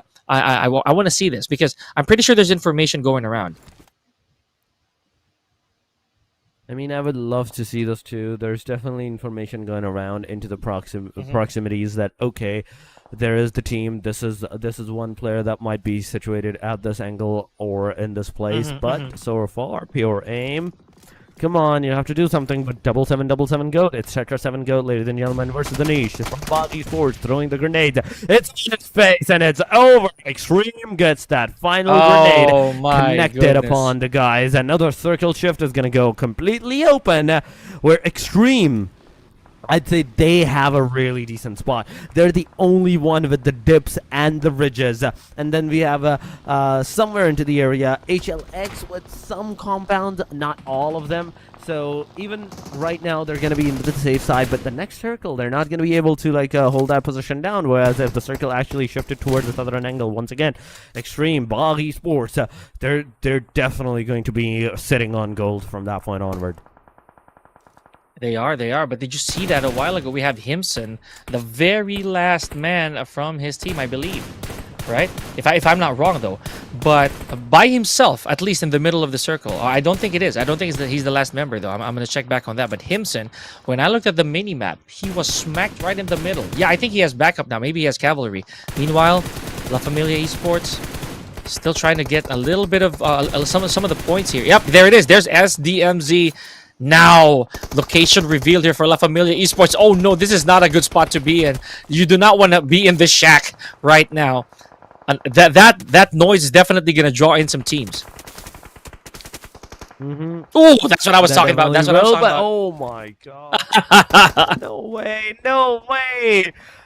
Come on, this is not the way to go. This is not the way to go. But Familia Esports, ladies and gentlemen, on your screen right now with the 2 players remaining. Shafu is looking at them from the different angle. The spray is definitely going to go, but instantly Mento is going to take down Shafu. And right now, with Aku coming around on the other side, there's 4K at a different angle, ladies and gentlemen. That's another knockdown. Goodness. That's another confirmation. MAKPEN is also receiving a lot of damage right there and then. ANTEIKU with MAKPEN. MAKPEN, one player gets a knockdown. The second one is trying to shoot at Codeine, but Codeine, just one more bullet. If it connects on you, you're over. It's over for you, and MAKPEN definitely makes it up. It's over for ANTEIKU right there, and then MAKPEN still alive. A good initiation this time. 29 total points, but BAGH Esports, they're the one holding that 8th spot. One more elimination if MAKPEN manages to secure against BAGH Esports. They're definitely going to be on the hashtag number 8. They're definitely going to go up into the overall ranking, but Claw out of domain. Now, both of them, they're going to move forward, but the car is being shut down. The car is being completely obliterated with the bullets. The player is also going to receive a lot of damage, but the grenade is coming. Will it connect? Will it connect? This was the question of the century, but on the other side, there are also more grenades coming around. On the left side, he's definitely going to get a lot of damage. The second grenade is going to come. This might have taken the player down, but oh my god, I'm loving this. I'm loving this aggression. The Molotov's inside, the Molotov's outside, both ways. Dilla still manages to heal himself, save himself from all of this chaos. Even right now, heal. Come on, man, use those bandages that you have, because even a small bit of a splash damage from a grenade will instantly take you down. Man, okay, I felt for Dila over there. Oh man, MAKPEN getting one more on the board, and you know what? I gotta give that to Dila right there. The man truly held on for as long as he could, but really that was all she wrote. Okay, so we have SKD also eliminated already, ladies and gentlemen. Now, La Familia still in this, by the way. I know they must have tried to relocate after what happened. The information got to the opposition for sure. Meanwhile, Stage 6 is starting to get real tight here, folks. Hidden Leaf Esports with 1 frag, still looking strong. You remember, they were the curse breaker yesterday, or they were the streak breaker. No, sorry, not the curse, the streak breaker. Though I like this. So with Hidden Leaf Esports probably taking comfort with this map and the way that they're playing right now, they just might make it to our top 4, if not win the entire thing, Torix. That's the thing. It's top 8, ladies and gentlemen. It's top 8 at this point in time. Right now, the top 8 teams are like BLUZZ, HLX, BAGH, MAKPEN, NEPX, 4K, LF, and AKZ. They are the ones taking those initiative in the fights at this point in time, but we do have to see what's going to happen. Who's going to take that initiative? Who's going to get that first knockout? And the casualties upon the rest of the team. That's going to start the chain reaction of those eliminations. The tap fires, the sprays are definitely going over there, but not getting a connection. And finally, Raven managed to get a Venom down. Now his eyes are on the rest of the players as well. He actually knows more than one location of the players. He actually knows 2 other locations of the 4K. If he's good with it, if he's decent with it, he can definitely get those eliminations. But Hidden Leaf, he's over there. You can see them shooting at the players, but Ninja, he's low with the Molotov. He's on fire. A small bit of splash damage is going to be enough to take this player down. Slayer taking out BLUZZ's TMG8. Okay, we got company here, folks. We got action ensuing now. Oh my goodness. Okay, that was really tragic for La Familia right there. Already looking good, but there also goes Ninja, or rather, who was it? That was Slayer. It was Slayer, guys. So Hidden Leaf from a very healthy population, right? Now down to 2 players active. A couple of them getting knocks. Now, if they're able to pick the other guys up, we'll be okay. They can continue the journey. Here we go. Extreme from BAGH taking out, who was that? Man, that went by so fast, bro. Oh, the play zone not being too forgiving on TMGA. There goes another one from BLUZZ, leaving only one man standing. However, the entirety of HLX still looking real tight over here. There goes BLUZZ, buddy. There goes BLUZZ. Oh my god, the taps are working on. Oh my god, it's beautiful. It's so beautiful. The taps, they're every single one of them is connecting. And there we go. There we go, ladies and gentlemen. Yes, coordination. That's the frag going around, and it's over. It's over for another team. Right there, and then we have to leave once again versus the team NEPX. One player is more left from the team NEPX side. Be very precise on what you're going to do. Royale is the only guy alive in this vicinity, as well as a three-man squad. This guy survived for a very decent amount of time, but 4K finally manages to put the final nail on it. This guy gets eliminated right there, and then we're down to the top 5, ladies and gentlemen. 14 teams, 5 total, 14 players, in fact, 5 total teams, and 4K on the verge of getting those revives done. Yeah, man, if they do, then they'll be strong enough, I'd say healthy enough, to take on the only other complete team basically in the game right now. We have HLX, Hidden Leaf. Are they gonna do it again? Remember, folks, Hidden Leaf Esports, they won the 4th match yesterday. So that right there is already a testament of what they can do. AKAZAYA, however, I can't say the same. They have just been eliminated, leaving in 5th place. Meanwhile, BAGH Esports just making use of what they have. We got 3 players strong and 8 eliminations. So far, the team to beat when it comes to those crucial kills. Those are some crucial kills coming around. HLX, my eyes are on these guys because they're the one closest of securing the decent number of points if they can to get more than 50 points for themselves. But BAGH Esports is also another name that has 8 eliminations secured at least into this match, so a good initiation can also be done by these guys. But MAKPEN from the Slayer, from the HLX Slayer, MAKPEN gets taken down. It's a 1 down. The player comes into the play. Before he can rip down the player with the car, the backstabs comes into the vicinity, comes into the play, gets the final nail of the coffin on the MAKPEN, and it's over. We're down to the top 3, ladies and gentlemen. It's a 4 versus 3 versus 3 scenario. 4K with the 4 players alive, 5 eliminations to their name. This is also a great start for the 4K, a decent start, because they're, even if they get eliminated over here, they're definitely going to secure 10 total points for themselves. But BAGH Esports, their location has been revealed. A grenade comes in. BAGH Esports Extreme manages to get into the backside once again, but the stage number 7 is closing on, ladies and gentlemen. 15 more seconds, and this stage is gonna close up. There's definitely going to be a lot of difficulties for a lot of players, a lot of action that we will see from this point onward. Yeah, I really want to see how this last change of the zone is going to be like. Look at that. Venom, very short on ammunition for both weapons. This is going to be tough. Now, Venom has to be wise unless some of his teammates actually spot him some bullets. Oh, but even then, taking out Ninja in the process. Venom, you cannot put these guys down, man. These 4 knights, they are unstoppable so far. Sure, they don't really have the frag lead, but the fact that they're complete alongside HLX. You know, I also thought that HLX lost one of their own already, but look at that. Still ready for a revive here, Torix. How? I mean, how low was the guy to be not able to see into this area? How low was he? But ladies and gentlemen, this is PUBG Mobile. Oh my god, this is PMNC South Asia Fall Day number 2, the match number 2 that's going on, and 4K alongside of HLX.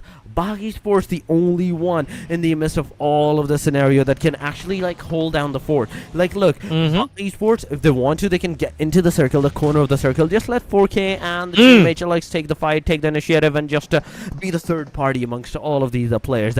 Be the third party, because these two teams, we are seeing them right next to each other. We are seeing them engage against each other at this point in time. Whereas BAGH Esports, they're just making some random shots alongside of the proximity to take some knockouts, maybe at the same time some casualties for themselves. But even if you do get some casualties, even if you do get some knockdowns, that's not going to be enough, because you have to push. You would have to push, and during that push, there's always a chance that the other team, whether it's the 4K or the team HLX, that they will do the third party against you. Oh yeah, this is definitely a three-way standoff. Here we go. Nigesh taking out hit you. I think if I'm reading that correctly, right? Okay. Now Slayer with taking a ton of damage. He has to regroup with the rest of HLX. But the problem is he is walking towards enemy base right now. A lot of nades flying all over the place as well. Oh, not really the safest spot right here, folks. BAGH takes BAGH loses one more, make that 2, and just like that, eliminated. Ninja with the final touch on Extreme with that nade. Last couple teams here, and this is what we were talking about. The last 2 complete squads right here, Torix, they are truly the ones who are going to duke it out for that top spot. Here we go. Frag takes out Pure Aim. Oh, but Nigesh knocked down to his knees. God, oh my God. Oh, okay. I'm loving this. I'm 4 nights. 12 elimination. Woo! You can go. The frag. Last man. Last man. That is the last man. Oh! Gets eliminated right there. And then HLX and Leaf ESPORTS, ladies and gentlemen. That's the name. That's going to have the winner chicken dinner of the match number 2.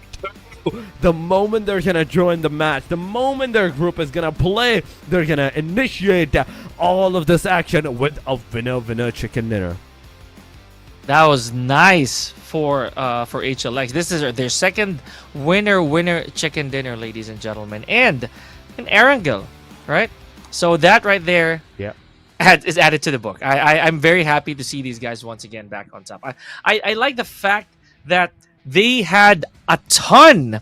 They had a bunch of frags and 4K. They played a bit more patient in my opinion, or at least they didn't really engage very early, giving these guys a lot to watch out for, because numbers, right, at the very end, the final circle, some of the latter stages of the match, you're definitely gonna want to keep those numbers on your side. Frag really put a dent on Pure Aim with that one, or rather he really put a dent on 4K after taking out Pure Aim. He definitely did. He definitely did that. But it is 8 elimination for Frag alone. A total of 15 eliminations for the whole team. 25 total points, ladies and gentlemen, that this team is going to have for themselves after this match. Liquid 1, Ninja 3, 3 for Slayer, 8 for Frag. And I can definitely say for sure that this guy, he's going to be on the MVP list now. He is definitely going to be on the MVP list, because if he's not, I don't know what is going on at this point in time. 8 eliminations and still not into the MVP race.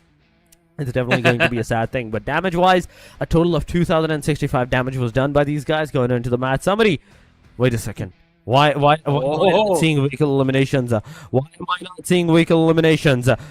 This is my question right now. But 58 elimination, ladies and gentlemen, 66 knockouts, 293 of the throwables used, totaling of 10,202. Wow. Okay, so that's way above average. You know, that's what we like. We're closing in on a 300 count here for our lethals, right? Now here we go. I want to talk about how Frag was able to, for all pun intended, frag out 8 of those. And to be honest, our cam was not on him the whole time. He did make some spectacular kills though, some spectacular eliminations. I want to see more. I want to see if YONKO has been dethroned by the end of the day.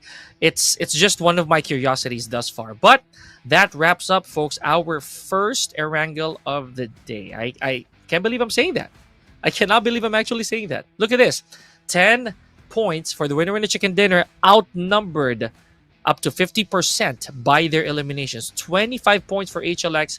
That's a big difference, a big notable difference compared to 4K with 13, tied with BAGH, MAKPEN with 11, and again, another big gap for BLUZZ. Now, we don't want to be the bearer of bad news here, Torix, but they gotta make haste if they want to keep their top spot again.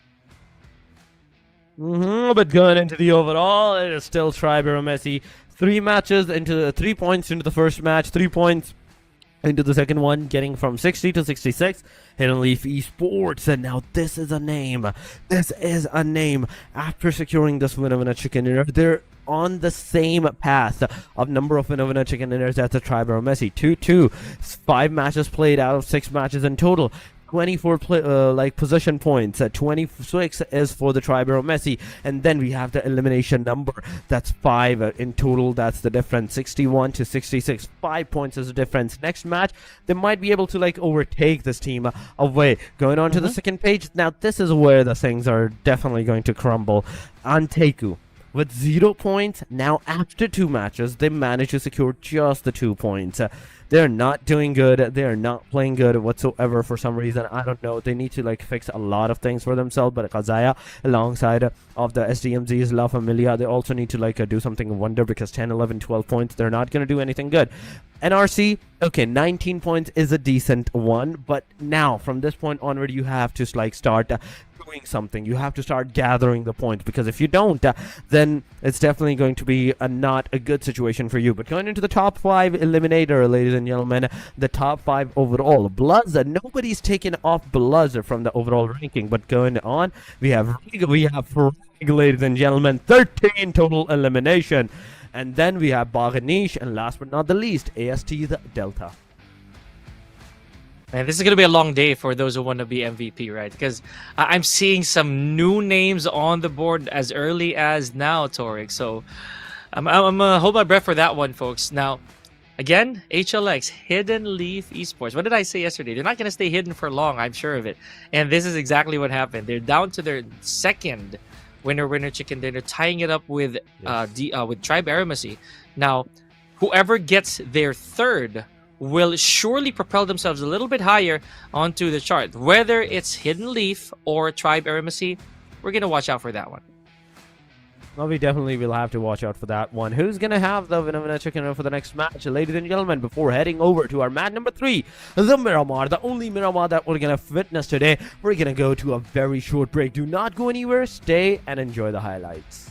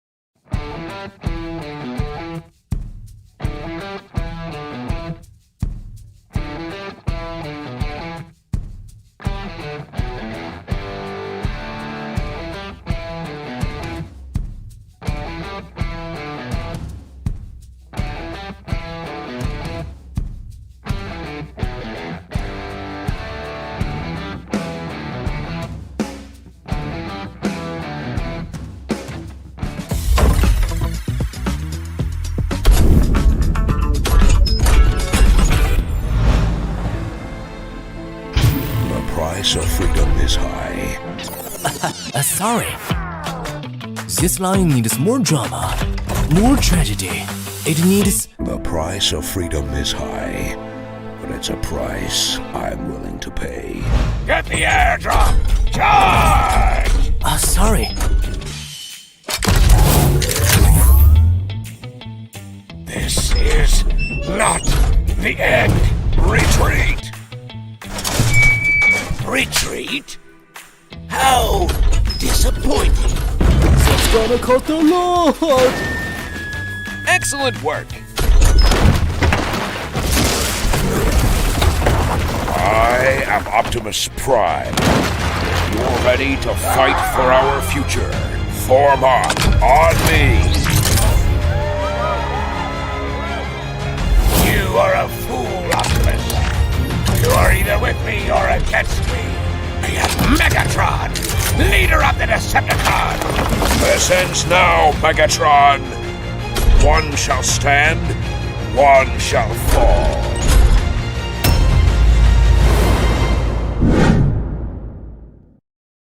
New Tiger Buddy and 3 Buddy sets available now. Calling Tiger Buddy to battle. New Tiger Buddy arrives on the battleground in all its glory. Exclusive Buddy outfit included. Show off your unique battle flair with a stylish look. There's more. Cute weapon finishes, epic helmets, and backpacks await you.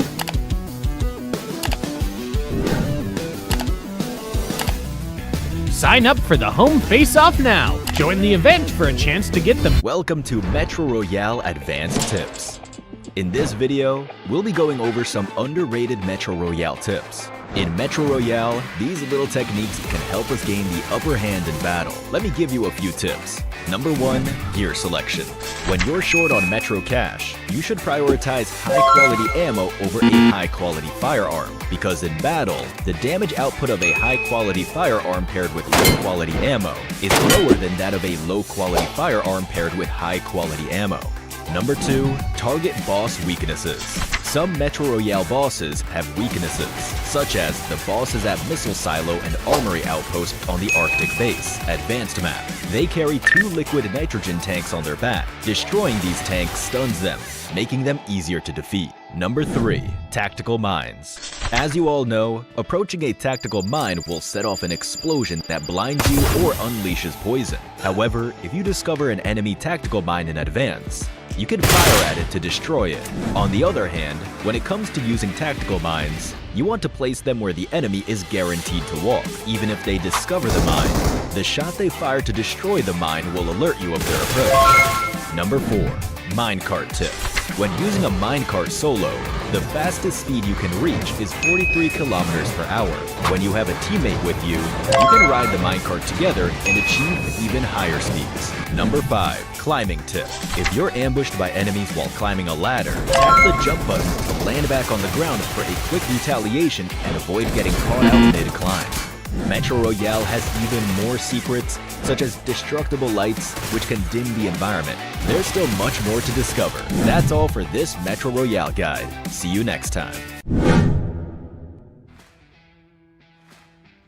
We're here, ladies and gentlemen, once again back to the PMNC South Asia Fall 2025 together with you for the match number 3, day number 2. With you guys, it's me, Torix, and with me, it is Pika, the one and only for the day number 1 and the day number 2 as well. Pika, welcome back. And throughout the first 2 matches, everything been going to very, very spicy. But will the spice continue into the Miramar match? This is the question.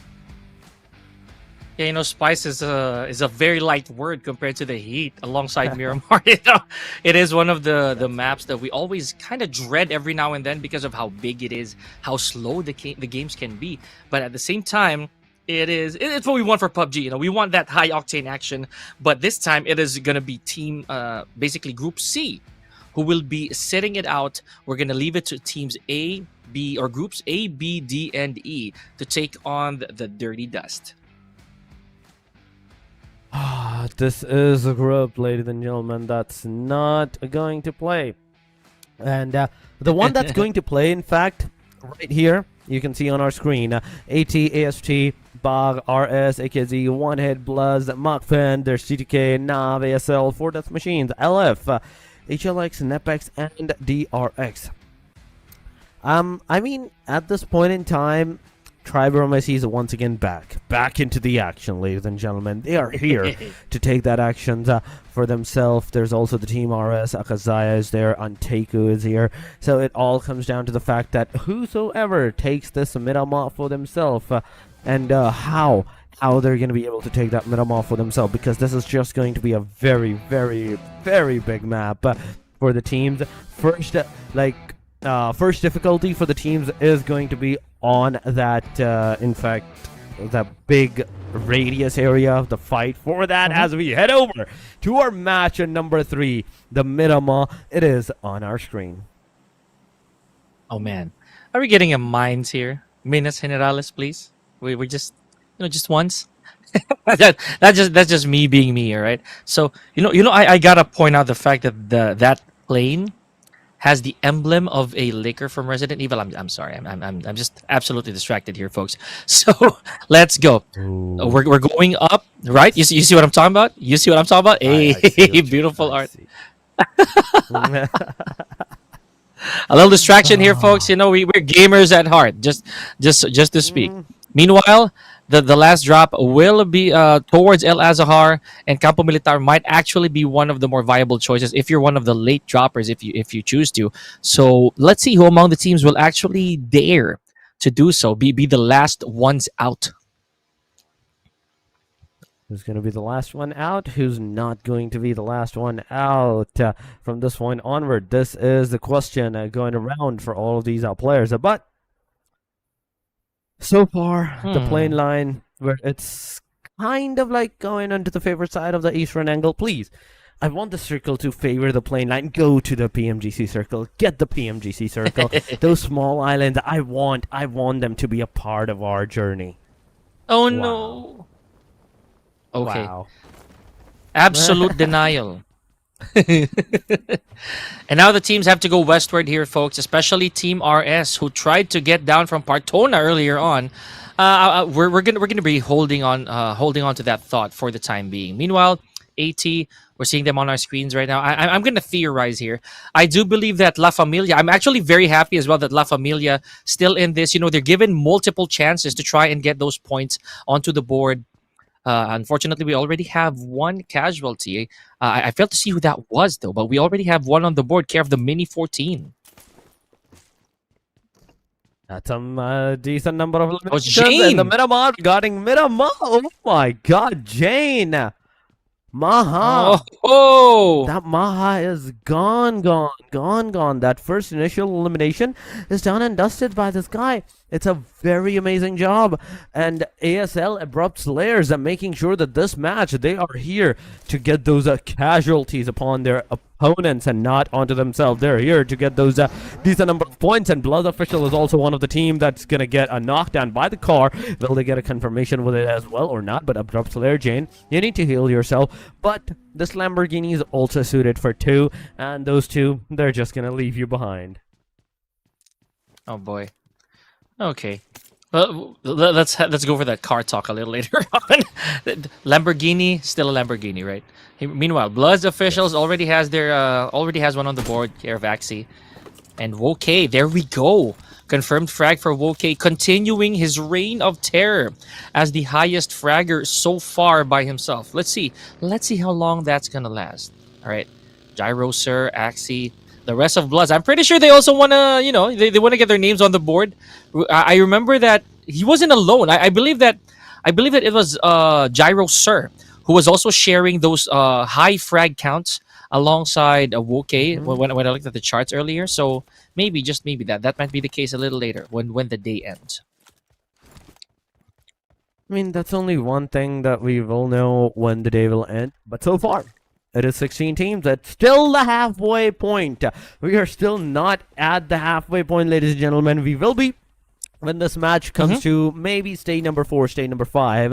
And then we can say, yeah, we're at the halfway point from this point onward. But BLUZZ Official, 2 eliminations so far.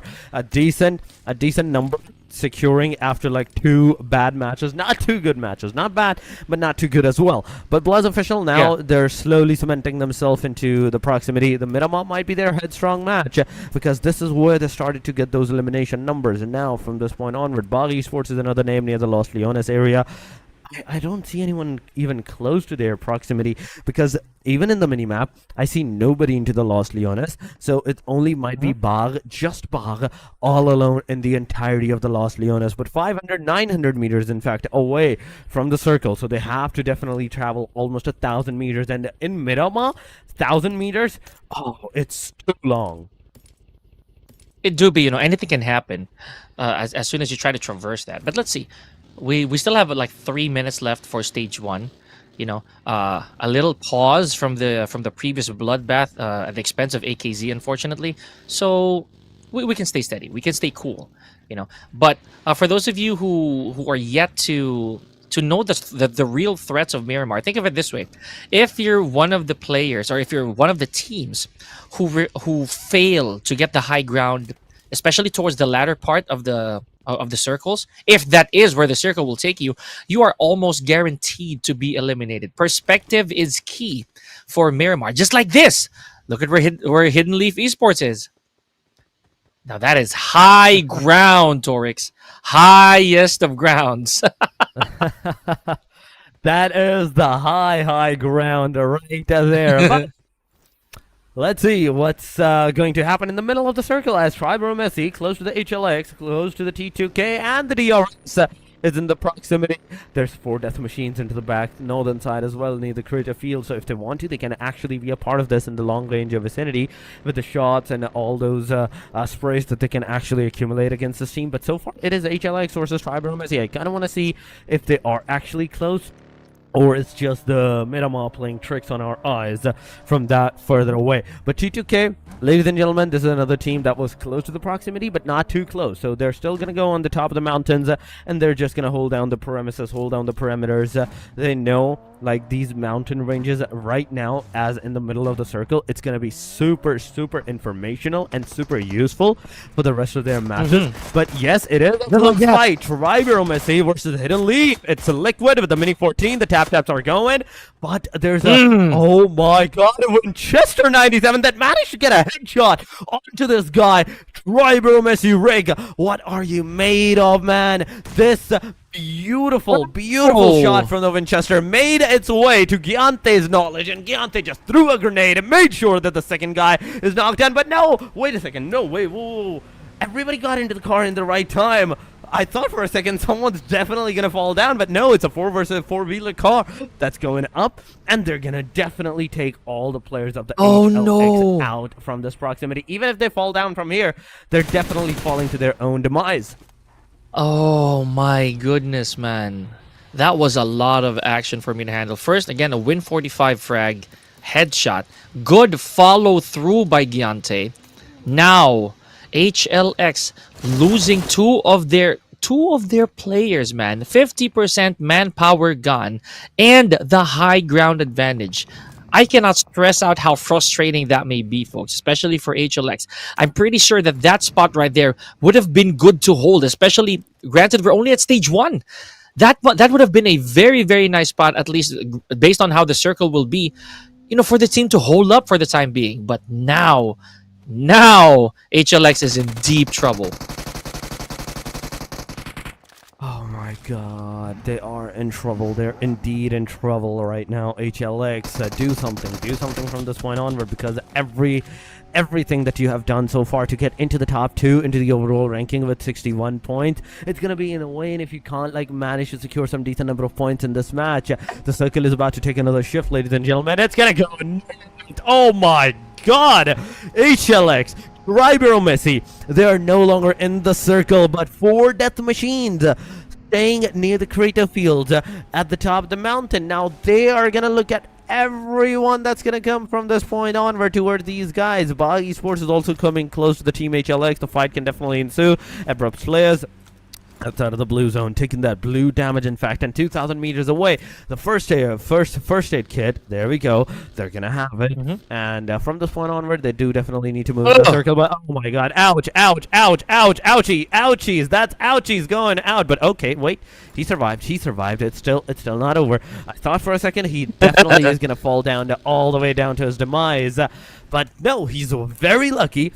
Trix is very calm. He was very composed. If I was there, I would have started shaking at least the screen. He was also pretty nonchalant about it, the way that he just shrugged it off. Oh, yeah, I'm fine. The buggy's okay, so am I. Not so much as a scratch on me. that was funny. Okay, we needed some of those after what's been going on. Now, when I looked at the minimap a while ago, as we tried to scan where the circle was going to be, I saw that LaFamilia might have a close encounter with MAKPEN. So maybe later we're going to see if they do come across each other. I am really genuinely curious. Meanwhile, AEROMACY, this time I feel that they should be careful, seeing as how BLUZZ was unable to make 2 good calls, for the past couple of matches.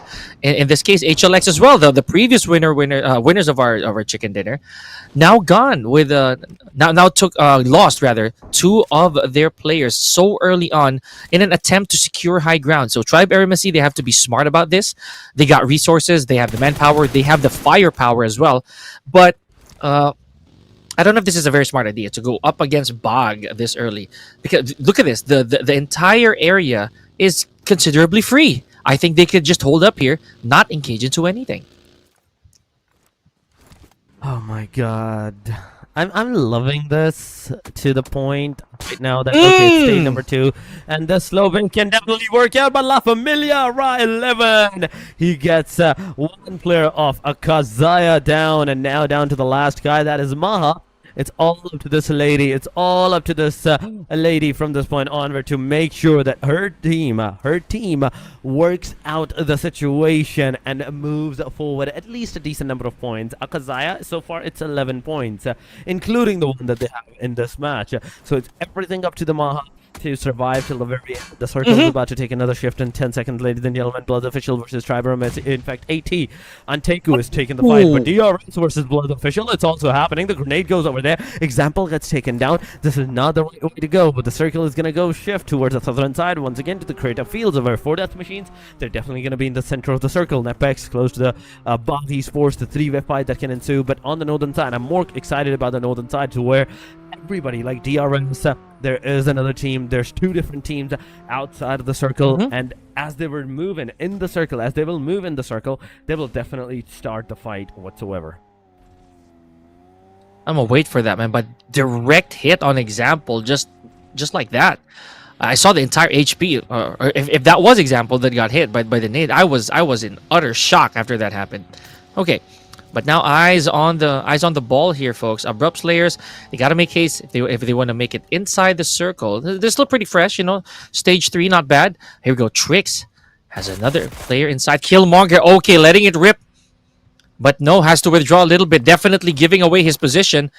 Probably need to rotate. Ninja taking out JDI from DRS. Actions ensuing again, folks. Abrupt Slayers has their hands full. But Joker, I think not getting not a lot of mileage from that. I can say the same for Ninja, though. Already taken out JDI. That's some more eliminations going around, but Maha, come on, losing her life to the play circle. This is not another good game for these players. But aside from that, let's go back to the reality once again into the game. ASL, Abrupt Slayers. Ooh, some nice moves from Joker and Jane. But into the kill feed, you can see the Jimmy versus Jiggle God. The fight has started. The knocks and the confirmations are coming around. On the top of the mountain, we see Tribe AEROMACY close to BAGH, close to the proximity of HLX. These 3-way fight that can happen. But look at the mini-map. DRX is there. There is a BAGH ESPORTS. There is a HLX. There's so many teams near that area. And these guys, Tribe AEROMACY, from the top of the mountain, they can easily secure some decent number of eliminations from that. But BLUZZ Official versus 1 hit so far on our screen. The Molotov, the grenades are going, but Zrox, you have to be very careful now. This is not the right way to go this further ahead aside from your team. Your team was super far away. Now they're together with you. Now you can go. Now if you want to decide to push, aggress upon on the team, you can do that now. Yeah, the cavalry has arrived indeed. So now let's see. Okay, so Rox got himself a vehicle, right? They definitely need to regroup. Woke still out in the open, probably to scout, gather a little bit of information.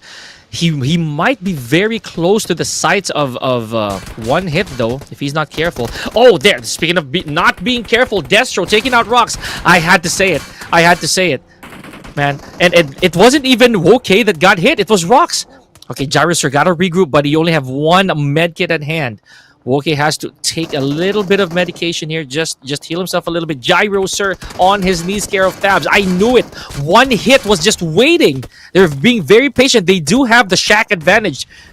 They had the house to work with. And a dip by Cloud. Oh, man, third party. You called it. You called it right there, Torix. I mean, it was pretty obvious at this point in time that if BLUZZ Official did not push, they're definitely going to get aggressed upon from that point onward. That's exactly what's going to happen. The sprays are going to come around, seconds. Oh, Believable. official. They're gonna be done and dusted. 3 eliminations in total in this match, so 62 total points. Still gonna be on the number 3 because rest of the teams like HLX is still alive. There's AEROMACY that's still alive. But look at the circle this time around. It's gonna go once again to the creative field, ladies and gentlemen. Western side it is. All of the creative field is in the circle. This is the first time that I'm seeing circle favor this much to the creative field that it's completely submerging all of that creative field city inside of it. Man, for the 3rd time, BLUZZ officials unable to secure placement points, Torix. This is not a good look for BLUZZ officials. I mean, collectively. I'm just talking about the players, but I have faith. Again, I'm keeping my hopes up for BLUZZ officials. They are very adamant. From yesterday, they were able to 2nd place a bunch of times, right? So it might come back. It might come back to them. Meanwhile, for Death Machines, Killmonger, they were our first winners of the chicken dinner rather. So they might just be able to do it again with the right calls. Now we saw what happened here with HLX, right? Overstaying your welcome in the high ground might be a problem. There goes another. One more for the feed. AT Codeine just I'd say surveilling the premises. Let's see. They gotta slow down a little bit here, buddy. I feel so. 1.5 minutes, guys. 1.5 minutes. Ah, there goes Codeine, man. I told you. There he is. Oh my god. There we go. We have some decent number of knockdowns, eliminations coming around. Oh. From 4 Death Machines. The guy that was completely into the open areas, prone down, is done and dusted, ladies and gentlemen. We have 4 Death Machines with their first elimination frag number. So T2K, they're coming in close. They're coming in hard with those utilities that they can dump upon on these guys. But Akaban in the hand of Ajaya, we have M16A4s, we have M4s. All of the players are ready with their arsenals. Peak 4 has the M416 with the same 3 times that almost took down the car into the Erangel match. But now for Death Machine's Peak, he's going to look at the long vicinity. He's going to find out one player. Will he spray? Will he get any connection? This is the main question. As the players are there. NEPX, be careful. You're being looked at. HLX taking down Anish. It's a knock. It's a elimination right there. MAKPEN is also making some connections. Decent number of connections on towards the players. But LAFAMILIA, Ra11, gets a knockdown by the NRC. And Susti gets the confirmation done. Tama is eliminated. And with this, HLX is going to secure the elimination and LAFAMILIA out of the match. And I didn't even see them come in. LAFAMILIA and MAKPEN. I remember a while ago they needed to go for a solid long hike just to get to the circle, but now they're here dipping into the action. Look at that, MAKPEN. We still have Yeti at the very base, the south part of our circle here. Just goes to show how long they had to travel just to get here. And exiting it again, that's a strange call. Never mind though. ASL, we're gonna get back to them a little later. ASL still down there, panning back to NEPX as well as Train to Kill. Everybody, now this is the Miramar that we know, buddy. Stage 5, we still have 12 teams. Now they're gonna probably try to hole up somewhere a lot safer, get that high ground. Yeah, we saw that. We saw that happen to 4 Death Machines. Unfortunately, HLX, same idea, bad execution. Now let's see who's really gonna gain that ground that we so much crave here for Miramar. No, that is absolutely true. So far, NEPX on the top of this building, and there's also a guy on the top of the mountain as well. So they're completely like scattered around this premises, but they're unaware of the situation that the T2K, if they come on the top of the mountain, T2K will be looking at them. They will be shooting at them. So they can't actually proceed to go at the top of the mountain or onto the other side of the mountain to be into the safer side angle. T2K, they're holding down the fort. They're holding the fort against the team NEPX at this point in time and team 1 hit at this point in time. But look at the kill feed with the new sniper rifle. The player from AEROMACY manages to get a knockdown with the headshots connection. MAKPEN now, this guy once again is ready to take down ABRUPT players. As the player is down, Yeti needs to be revived as well. So we will definitely see a revive first, maybe then a push after that. But MAKPEN is there. The back tire is punctured. Bamba, Dada, he is low on that HP and he's going to be taken down. It's a knock, it's a confirmation. Team RS is down to 3 players, ladies and gentlemen. This is a 3 versus 4 fight. Whereas on the other side, ABRUPT Slayer gets finished off. Oh my god, AEROMACY Rig gets Jane. The grenade comes in, Skywalker gets down. The second one may mark his end as well. Esports, come on, you have to push, but you also have to be very careful. By going outside, you're exposing yourself to the top of the mountain players. Yeah, this is not the vantage point you'd want to have for BAGH Esports, because they're going to be easy pickings here. One sudden movement outside of this entire compound, that is going to be a problem. You are going to have some eagles up top looking down at you. Got to be super cautious. If not cautious, then you must be brave then, if you're going to be doing that. Meanwhile, look at this. Tribe AEROMACY still trying to seize the control of this entire mountaintop. I want to see how this goes, because MAKPEN also here. I know they want to take control of where the 4 death machines are. We saw them earlier. They look at that. Look at where they are. This is what HLX tried to do earlier but failed to do so. Now they're down to a couple players. Okay, back to the feed. We have Tricks taking out Goat. We have the Mini 14. Look at that. Look at where they are. They're just going to be raining meteorites for MAKPEN. That's going to hurt. Okay, no dice. Never mind.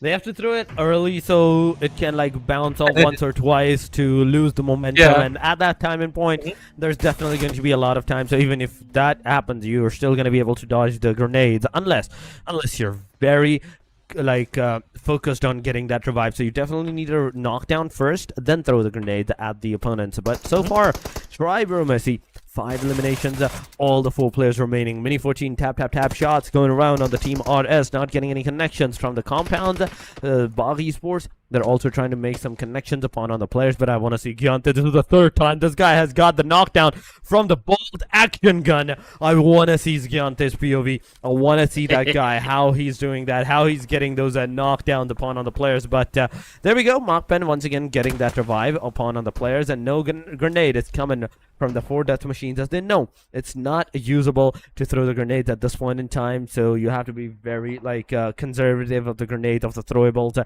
and just take the fight into the vicinity with the head-on guns, the sprays, or even the tap shots that you can actually accumulate on the players, upon your enemies. But 3 players are still alive from MAKPEN. This is the 3rd or 2nd time that the players have been knocked out. There's not going to be enough chances from this point onward for you, because if you get knocked out, you're definitely going to lose a lot of HP from this point onward. The more you get knocked out, the more easier it is to deplete your HP. The more HP goes down every single second. 11 teams are remaining, so even if anyone gets eliminated, any team gets eliminated, they're not gonna have any placement points. So that's why everybody's so fixated on those safer sides, that okay, we at least need some placement points, we at least need some placements for ourselves. But 4 death machines, wait a second, did they nade it themselves? That they did.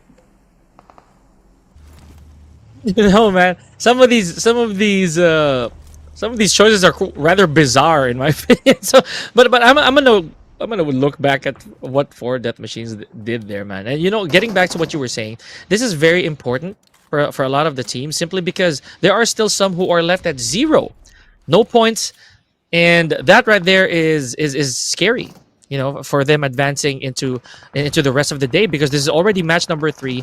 You're gonna want to put something in there, you know what I mean? Now here we go, Destro taking out Domain and Claw as well. All these guys gone. Oh wow. All right. Another team eliminated, and that right there, another one without a single placement point. Another one is gone. Another one is done and dusted, ladies and gentlemen. This is what's happening. This is what's going on. And this is what we are seeing right now at this point in time. You can definitely see some casualty that might occur. And MAKPEN is throwing the grenades into the place, as well as 2 of their players are down. Unkill is the only guy that is right now alive. And Tribe AEROMACY, they're definitely going to push. They're definitely going to aggress on these guys. The revive is not being done. The player is down. The spray from the UMP-45 is not going to connect upon the players. gets their hand onto the 9th elimination, ladies and gentlemen. This is going way too good for the AEROMACY in this match. 9 eliminations, a total of 75 points after so far with just the elimination numbers. You're still not going to get any placement points if you get eliminated, so be very careful of that. 5 eliminations for the team, 1 hit so far, and out of which Destro has 4. Stabs is also doing a lot of damage, a decent number of damage. 4 death machines versus T2K. It's happening into the kill feed as well. All right. There's a lot going on now, man. I know they're going to start to pick up the pace. They want to eliminate as much threats as possible before the circle starts shrinking. We are already at stage 7. Now, this right here, this is not the conventional Miramar scene that you would always see, right? Here we go. Aditya taking out Igneous. So, getting back to what I was saying, there are now a lot of accessible compounds. There is the mix of high ground, some shacks, you know, I'd say some walls, barrels even. So there will be a lot of hiding places here. Now this will test not only your mobility but also your ability to stay hidden, your covertness. Let's see how that's going to work. HLX still has 1 player remaining, and we saw that guy earlier on. NEPX Esports though. You know what? I'm gonna say that Rex is the last man standing for NEPX. We go. Tricks taking out Cool for 4 death machines. I think that was the friendly fire from earlier on. 4 death machines now down to the last active players. Active player rather. Forgive me. Here we go. Yeah. Make that 1. Yeah, that is 1. There's no hope. I don't think 4 death machine is gonna be able to survive from this point onward. But HLX, ladies and gentlemen, they were doing some definite good job with the sprays and everything, but can you get the knockdown? Can you get a knockdown with this bolt action? Come on, moving car. He does the damage. He can get that. But no, he does not. As the team RS gets eliminated by the hand of BAGH. Now BAGH, you're gonna face the wrath of this bolt action sniper. Only 40 bullets. Trix has a 315 to the backlines. Okay, into the backpack he has 350 more for himself. But Delta tap. 1 headshot. 2. Come on. He's a 1 HP, barely even a low HP. 1 more bullet, even some damage from anything, even the car ram down could have been enough to take him down, but you missed all the shots from after that. DRS killer YT, he's gonna get one of the players of the team BAGH. It's a knockdown. That's the damage from Gyante's side. This guy, he's good. He is good with the snipers, and I do love the fact that AEROMACY, they are in the circle, and if they want to, they can actually make sure that with the circle like placement for themselves, they can do wonders. But whoa. What is going on, AEROMACY? Why are you in the cars, and why is that car upside down? Oh boy. Okay, I would feel so bad for AEROMACY if they actually lose this position, right? If they're unable to secure as many frags and as safe as they can be moving forward. We're already at stage 8 and about to enter stage 9 in a few seconds, folks. So this is crucial for AEROMACY. It is also up to Gyante with this amazing sniper rifle right here to actually make the biggest difference when it comes to getting those frags in. You know, this is 1 tap potential, you know, 1 to the noggin, and that's all she wrote for you. Now here we go. NEPX gone without eliminations. Without elimination, ladies and gentlemen, and with this, now we're almost down to our last phases of the game. Sabs cooking the grenade, throwing it up to the BAGH side, but BAGH is gonna dodge it up. Delta cooking the grenade from 4 death machine, peak 4. He's in the front lines, not gonna get the damage. 4 death machines also down to the last guy, but Stabs losing a lot of HP. He has to move back, he has to heal himself. Only 2 more first aid kits to this guy's names, and BAGH Esports, they're completely scattered into the area. They know that they're not gonna be able to get into the circle, so why not just take the fight outside of the circle as much as they can. The grenade is there, the Molotovs is also going. Grigor, can you get those Molotov connected? Delta gets a bomb. The extreme down. The second guy on the DRS's side. It's a back and forth from 2 different angles, 2 different fights. That's happening, ladies and gentlemen. DRS is securing their elimination. There's DRS Cloud versus Shrix. Shrix gets a knock confirmation. Whoa. Tribe AEROMACY, you have 12 elimination. This is not the time to lose your players, lose the HP that can potentially help you. But team, one hit coming on, taking down the players of the team DRS, and now DRS is also down to the very last. It's a 1 versus 2 versus 3 versus 4, and BAGH ESPORTS, they have one knockdown player. If they can get that revive, it will be a 3 versus 3 versus 4 versus 1. But there we go, the revive is being done. The revive with the hand is there. The Astral King is gonna make sure that the player gets eliminated. And at the same time, they're also going to lose their own player. The sprint from Destro's side is definitely going to take Bomb out. It's a 3 versus a 2. Now, ladies and gentlemen, the sniper is making its work. The player is going for the revive, but Destro, can you get that initial knockout? This is the question. Man, he got an AMR. Yes, I want to see this. They have to go down. There it is. Destro. I was going to say that a while ago. Destro, that was easy pickings for him. The way that he had to spray. By the way, in case you guys missed it, 4 Death Machines and DRS were the last 2 teams to be eliminated prior to this one.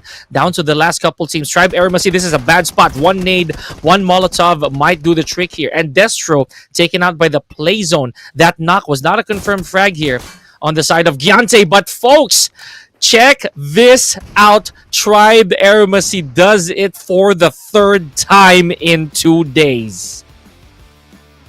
Beautifully done. Tribe AEROMACY, ladies and gentlemen. For you, this is the name that's gonna secure the winner chicken dinner, ladies and gentlemen. Amazing amount of eliminations. I think 18 or 19 eliminations that these guys have, meaning 29 points. They're definitely gonna soar high onto the overall ranking from this point onward. So everything that we were talking about, okay, Tribe AEROMACY is not doing good for the 1 or 2 matches. They have successfully shut everybody down, and they're like, okay, this is our region, this is our fight. Top 4 fights, ladies and gentlemen. This is where everything started. Like 10 eliminations when they were on the top of the mountain. 1 hit RLX. They were the one responsible for the demise of the team DRS at that point in time. Delta got that Cyclone elimination. Then we had 1 hit doing the wonderful damage onto the side of BAGH ESPORTS. That's 16 eliminations. You can see that, and with the 3 more onto their way, that's 19. Tribe AEROMACY, 29 points, ladies and gentlemen. 29 points that they are going to have, I can say for sure. And this is the name. These are the faces that's gonna have the winner chicken dinner. 18. Man, they are so far. Yeah, probably like 18 eliminations plus 10 points. I think they are so far the highest pointing team in this leg of the tournament, right? And the playoffs, at least so far. Imagine that, 28 points in 1 game. That right there is a testament. Not only do they have the highest point so far, they are also the first 3-peater when it comes to winner chicken dinner. So what is gonna stop, or who is gonna stop Tribe AEROMACY so far? And mind you, there's no vengeance for any of the teams when it comes to Miramar. No. They're not gonna get it back, because that is the last Miramar of the day. That is the last Miramar of the day, ladies and gentlemen. Now, from this point onward, come on, I want to see more stats. I want to see the individual eliminations, because I did took a peek on this. There was 5-5-4-4, meaning 18 total eliminations for the player side. And Giante and Delta, I think these were the 2 guys with the elimination number of 5, and then the rest of the 2 4s with Trix and Rig. But what a game by Team Tribe AEROMACY. What a game it was. They're definitely gonna soar high onto the hashtag number 1 overall ranking, ladies and gentlemen. But now it's about time we do question on, okay, what about the other teams? What about the rest of the teams? How many points do they have? How many securements do they need to do to even get close to these guys from this point onward? Yeah, definitely a big question. I want to see what gap they've established with the rest of the teams, right? Not just for their group, but for everybody. So that right there is going to be answered a little later on. We have a couple more games there, folks. So please hold on to your seats. Again, we're going to check this out. And look at the even amount of work they had here. Torix. We got 5-5 for Delta and Giante. We got Trix and Rig with 4-4. Just look at that. teamwork at its finest. So I can't say any more positives right now because this is just fantastic for wow, I actually said fantastic for Tribe AEROMACY right there. Now, moving forward, I also want to see if there has been a change in our throwables. I was about to say that. Yes, there is. It got way lower now compared to the 200 plus earlier on. But you know, still pretty decent considering that Miramar is a tricky map to pull this off. I mean, yeah, Miramar is definitely a tricky map to pull these kind of grenade and throwables on, but at least throw those grenades that you find. I need those numbers to like soar high more than 300, at least into the Miramar. But ladies and gentlemen, it is 65 knockouts, 60 eliminations, 1 vehicle eliminations, and Delta is the guy responsible for the longest elimination distance of this match. 2 airdrops looted in the midst of that. And we saw one of them being at the very end by the Tribe AEROMACY themselves with the level 3 arsenal that they got before the winner chicken dinner. 13,692 of the total healings used. That's a very huge number of healings that these guys have used for themselves. But this is the match number 3. We're down to 3. 3 are done and dusted. In fact, 2 more to go. Erangel and Sanhok. Sanhok and Erangel or Sanhok, something like that, ladies and gentlemen. Don't worry about that. We're definitely going to have the Sanhok. We're definitely going to have the Erangel. I don't know which order that is, but it's definitely these 2 match. Going to the match standing, in fact. My goodness. 28 points. 16. Then we have 10. Look at the jump from the 28 down to 16 to the 10. That's very huge. That's too huge. And then everybody asks, okay, why is the other teams are not performing? Because these ones are doing the other team's work. They're securing every single elimination out there. And if there's a time to be greedy, that is now, folks. You gotta make haste. You gotta aim your sights. I would say so. And just for match number 3, this is what we're working with, right? Tribe AEROMACY with 94. Who originally was very close to BLUZZ officials before we started our day number 2. Now look at that. 30 points approximately of a lead, right? Close to 30 points versus the next best team so far, Hidden Leaf Esports. And from there, everything just got closer and closer points-wise. It means that now Tribe AEROMACY can kind of stretch their legs a little. I'm just not so sure by how much, or if they will even intend to do so, to slow down. I don't think so, man. They're too hot right now. Oh yeah, that's definitely true. MAKPEN on the second chart on the very top, 31 points, 30 for the 4 YONKO Lucky Cat, NEPX 25, 23 for the ISSLXNRC. We have 21 for the 4 Knights. 21 as well, 13 for the rest of some of the teams. Yep, there it is. Top 5 eliminations, ladies and gentlemen. Okay, has finally been taken away from the top spot, and Rig is right now standing there. He is sitting on that number 1 throne. 18 elimination, 3,534 damage. Voke 17 with 3,105. Delta with 16, 3,096. Gyante with 14, 3,178. HLX Frag, last but not the least, 14 total eliminations and 3,089 damage. Not very bad, not too good, but the main diversity comes into the survival side. The more you survive, the more good chances you have of securing that top 1 position into the overall MVPs. Yeah, for game number 3, right? For match number 3, I was rendered curious whether or not Woke was going to keep his spot, because it was very close between him and Rig. So that answers my question. Should we have the same showing for Tribe AEROMACY? Woke's title might be completely buried, and if Rig does the same amount of work, there's gonna be a new head honcho here for the rest of our playoffs. I would say so myself.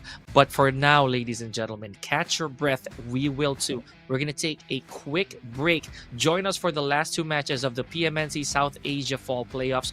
Me and Torix will be right back.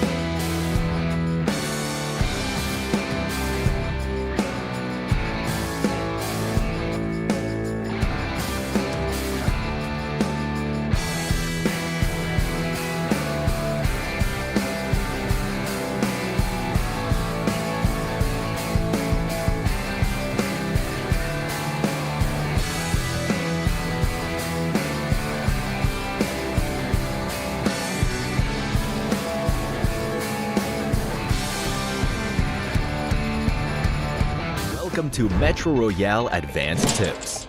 In this video, we'll be going over some underrated Metro Royale tips. In Metro Royale, these little techniques can help us gain the upper hand in battle. Let me give you a few tips. Number 1, gear selection. When you're short on Metro cash, you should prioritize high-quality ammo over a high-quality firearm, because in battle, the damage output of a high-quality firearm paired with low-quality ammo is lower than that of a low-quality firearm paired with high-quality ammo. Number 2, target boss weaknesses.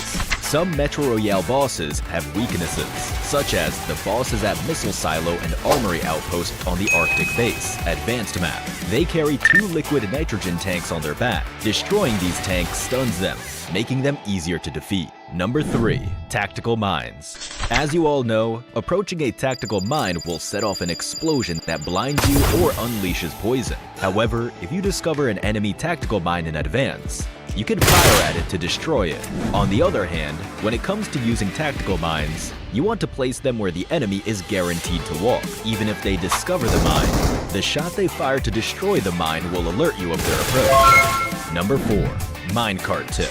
When using a minecart solo, the fastest speed you can reach is 43 kilometers per hour. When you have a teammate with you, you can ride the minecart together and achieve even higher speeds. Number 5, climbing tip. If you're ambushed by enemies while climbing a ladder, tap the jump button to land back on the ground for a quick retaliation and avoid getting caught out mid-climb. Metro Royale has even more secrets, such as destructible lights, which can dim the environment. There's still much more to discover. That's all for this Metro Royale guide. See you next time.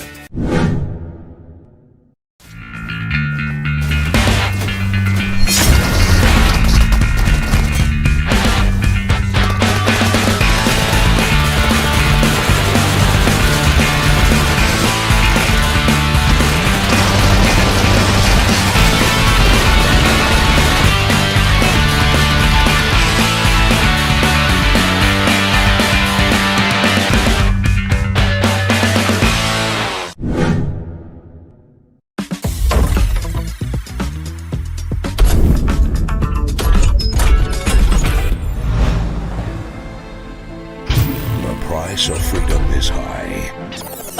Sorry. Here we go, ladies and gentlemen. Match number 4 is about to commence as we are back from the break, from the highlights to you guys. Sanhok it will be, ladies and gentlemen. I took a peek over there. I took a peek at the map, but it is Sanhok, ladies and gentlemen, and this is the PUBG Mobile National Championship 2025 Fall, ladies and gentlemen. With you guys, it's Torix, and with me, one and only Pika for the day number 2 as well. Pika, welcome back once again. And the way everything is going on, AEROMACY has just secured the 28 points. Oh my god, they have set another bar once again for the day number 2 as well. And I'm not actually just talking about the team itself, right? We're also talking about the accolades of the players that they have, such as Rig. You know, finally dethroning Woke from yesterday's MVP, getting the most number of eliminations in one go. And it could only go up from here, at least for Tribe AEROMACY. Who knows? They might do it again for the 4th time. You know, what could stop these teams? But, of course, let's not forget, there will be teams who are going to sit this one out, right? I believe that the next set of matches that we're going to have here will be A, C, D, and E. So Group B is going to be sitting down. That means that BLUZZ officials, MAKPEN, One Hit, and AKAZAYA will not be joining us for today. So for BLUZZ officials, Retribution is yet to come forth. Oh, it definitely is yet to come forward, ladies and gentlemen. But I do want to see what's going to happen from this point onward, how players are going to be able to play out the games. Because this time around, ladies and gentlemen, the teams that's going to play the matches, it's going to be on your screen. We have AEROMACY, we have ANTEIKU, we have BAGH, RS, 4K for YONKO's Lucky Cats. Then we have Sakudai, SDMZ, Riora's NEPX, HLX, LaFamilia, for Death Machines, ASL, and NAV, alongside of T2K. These are the 16 names that's going to go in the Sanhok match, in this Sanhok aggression. And oh my god, let me tell you, the first Sanhok was a little bit on the slow pace and last moments were kind of fast. This one, on the other hand, is going to go fast from the very get-go. I really do hope so, to be honest with you. And considering that, yeah, you're right. There was a slow start, but it really picked up halfway through towards the end of the match. Now this could be a different story altogether. I'm also putting my cards on DRS this time. You know, I know I'm not gonna predict, but at the same time, I just kind of want to see DRS step it up again. You know, we don't want to have to go to the final game again before they stamp their name onto the victory boards that we have. Sanhok, 15 seconds away from another high speed game. To be honest with you, I just want to see how this is gonna pan out. And I'm keeping an open mind, Torix. We already saw a bunch of surprises yesterday. Who's to say that might not happen again here?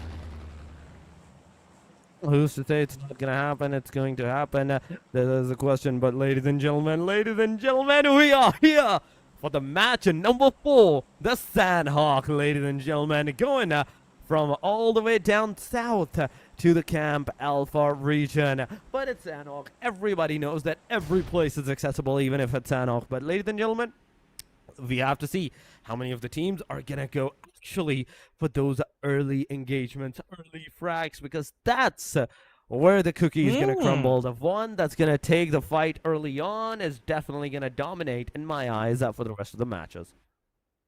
Man, okay. So yeah, I'm with you on that one. I want to see who's going to be the first to draw to draw from their weapons. You know, I'm excited. I'm definitely going to be excited. Now, look at the bottom of the map, man. Look at the south part of the map. What is this choice by 4YLC?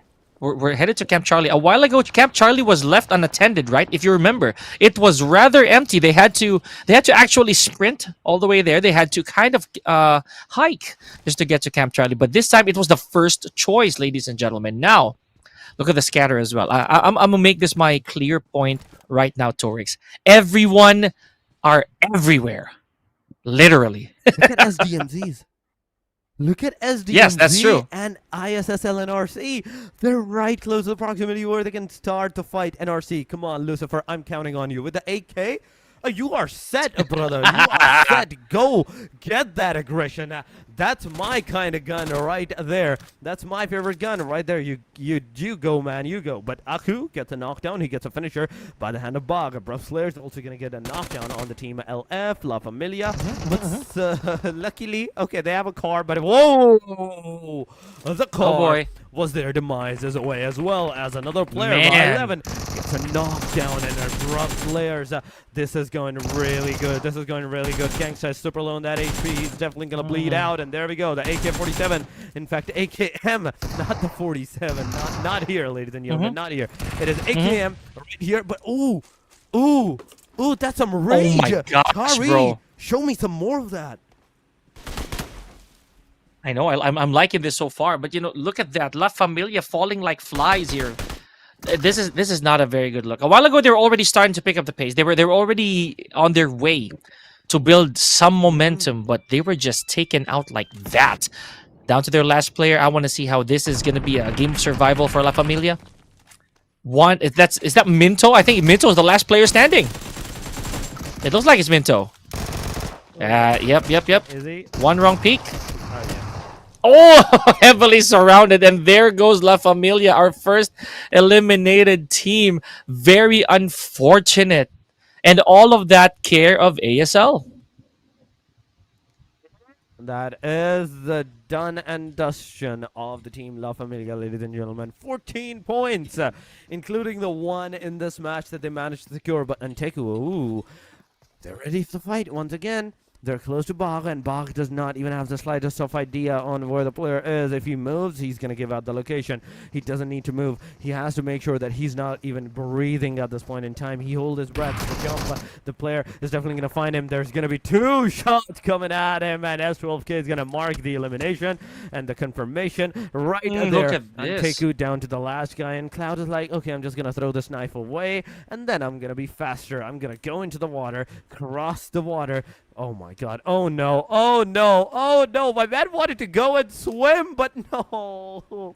The water's too shallow. The water's too shallow. He's stuck in the middle of both of those areas now. Oh boy. This is what's fun about Sanhok, man. There's all the elements coming in. They just make the game even more interesting. A little horseback riding here for Trix. And a while ago, Trix had one of the more amazing plays. I remember that. Trix was able to go for a duo, a quick pinch, right? Getting themselves a hefty little frag.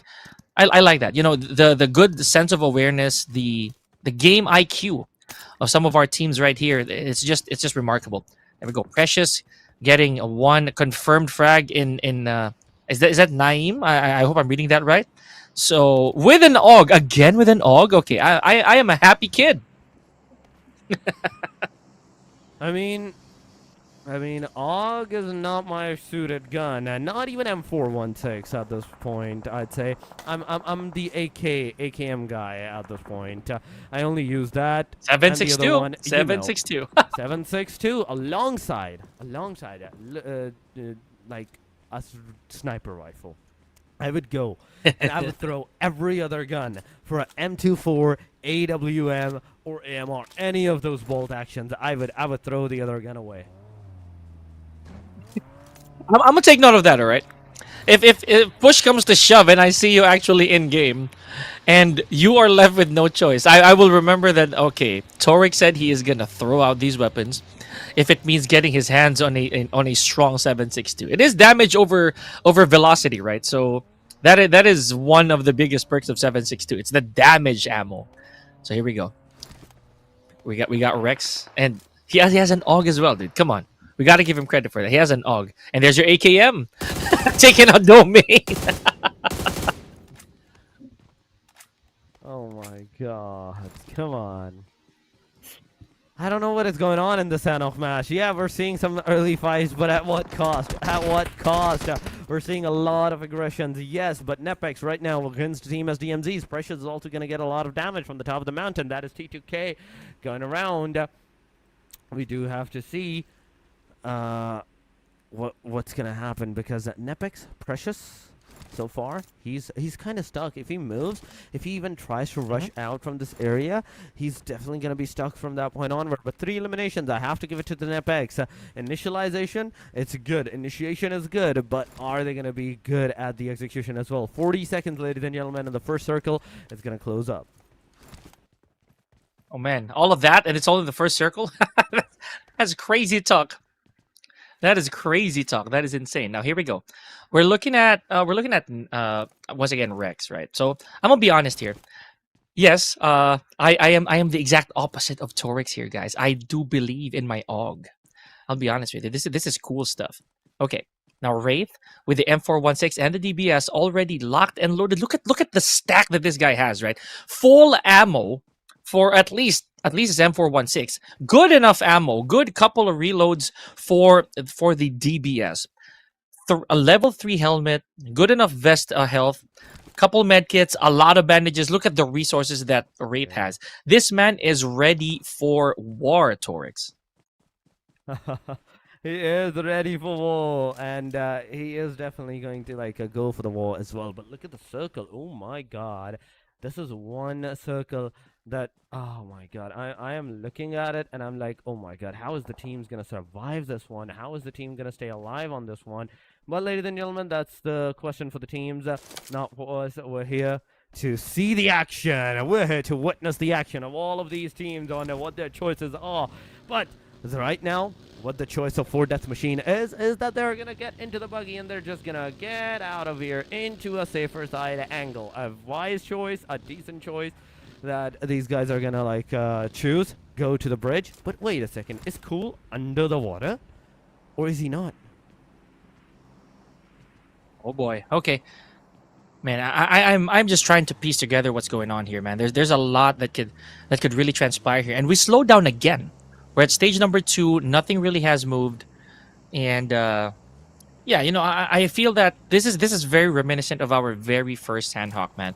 I feel that these teams now are finally understanding that, okay, maybe if we overextend, maybe just maybe this early on, we might lose manpower. Look at what happened a while ago to LaFamilia, and currently the states of SDMZ and AT, and probably even in Nave. You know, they already lost a significant amount of manpower. I feel that, yeah, Sanhok, we can treat this a little bit like Erangel. That's just my theory, buddy. I'm not seeing a lot of action so far, and again, I understand why. And look what they've been doing, stacking up on resources, whether that's medical or assault resources. So far, they're doing good. And Jiggle God, I am happy you are still here with me.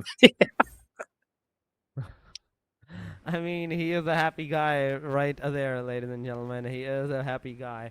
But, you know, Sanhok being Sanhok, not going on the aggressive side, this is actually hurting me looking at this. That we're not seeing that aggressive Sanhok that we usually see, that we usually do witness upon all of this thing, all of this situation that we like go in for the aggression sides. But it's 15 teams. Only one team so far has been eliminated. SDMZ's 80 solo players. Nav and AVE, they're down to solo, like duos. But look at the rest of this team. Either it's AST, HLX, 4 Death Machines, everybody's full man. But oh my god, me and my big mouth. ASL just lost a heavy casualties, just got a heavy casualty on them. Down to the last guy that they are, but at the cost of 4 eliminations that they have for themselves. Now they're going to be almost eliminated. Just that solo guy, I don't know where he is situated at, but if he gets finished off, it's going to be difficult. Oh, wait a second. I see him. I see him. He's under the water. He is just chilling out there, getting some nice, clean river bath for himself. Just going on to the other side of the bridge, trying to go. But the sprays will definitely commence on this guy. I mean, apart from the spray, there's also the blue. Honestly, there's the blue Reaper right here. We got the play zone shrinking ever so slowly. Stage 2. Still not too painful, but you want to make that health count, right? Okay, there. More medkits, more bandages, 4 death machines. Once again, potentially on a roll. We saw them perform magnificently for match number 1. And this is just a repeat of that. This is our second loop of Sanhok. So if 4 death machines can prove, if they make it out of here with another winner chicken dinner, then they belong to the big leagues or the big dogs when it comes to the repeaters. Okay, a lot of action going on here for SDMZ. Last man, we got Agent 27 here, buddy, with 3 frags already. Got it.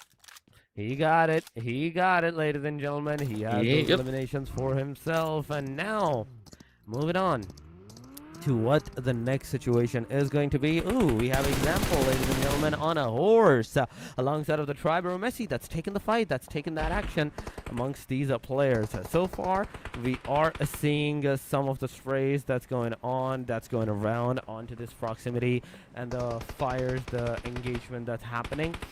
It's not making too much of a difference. It's not getting those elimination confirmations upon on the players. But yes, it's doing something. Trix is just chilling here. He's finally going to get a hold of his dark horse and move out of here. Wait, he's not sitting. He's actually standing on that horse. It is still a dark horse nonetheless, We gotta account for that. Here we go. Tribe AEROMACY. Man, I'm trying to find the right adjective for Tribe AEROMACY right now for being the way that they are for the past number of games, right? So this same time yesterday, this was actually their second already. Or rather, this was supposedly the third, pardon me. This was supposed to be their third winner chicken dinner up until Hidden Leaf actually stood in the way, right? So hold that thought. SDMZ got eliminated, folks. We had one last member remaining there before said elimination. They left with 4 eliminations, but unfortunately 0 placement points. It's 0 placement points, but 4 eliminations.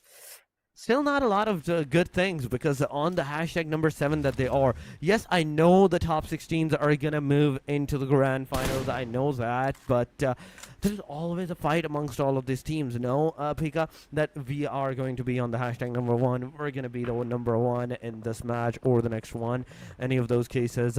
So it's about the pride of being on the number 1 at this point in time amongst all of this team. But ladies and gentlemen, 20 more seconds and we will have our stage number 3 closed up. Stage number 4 will commence.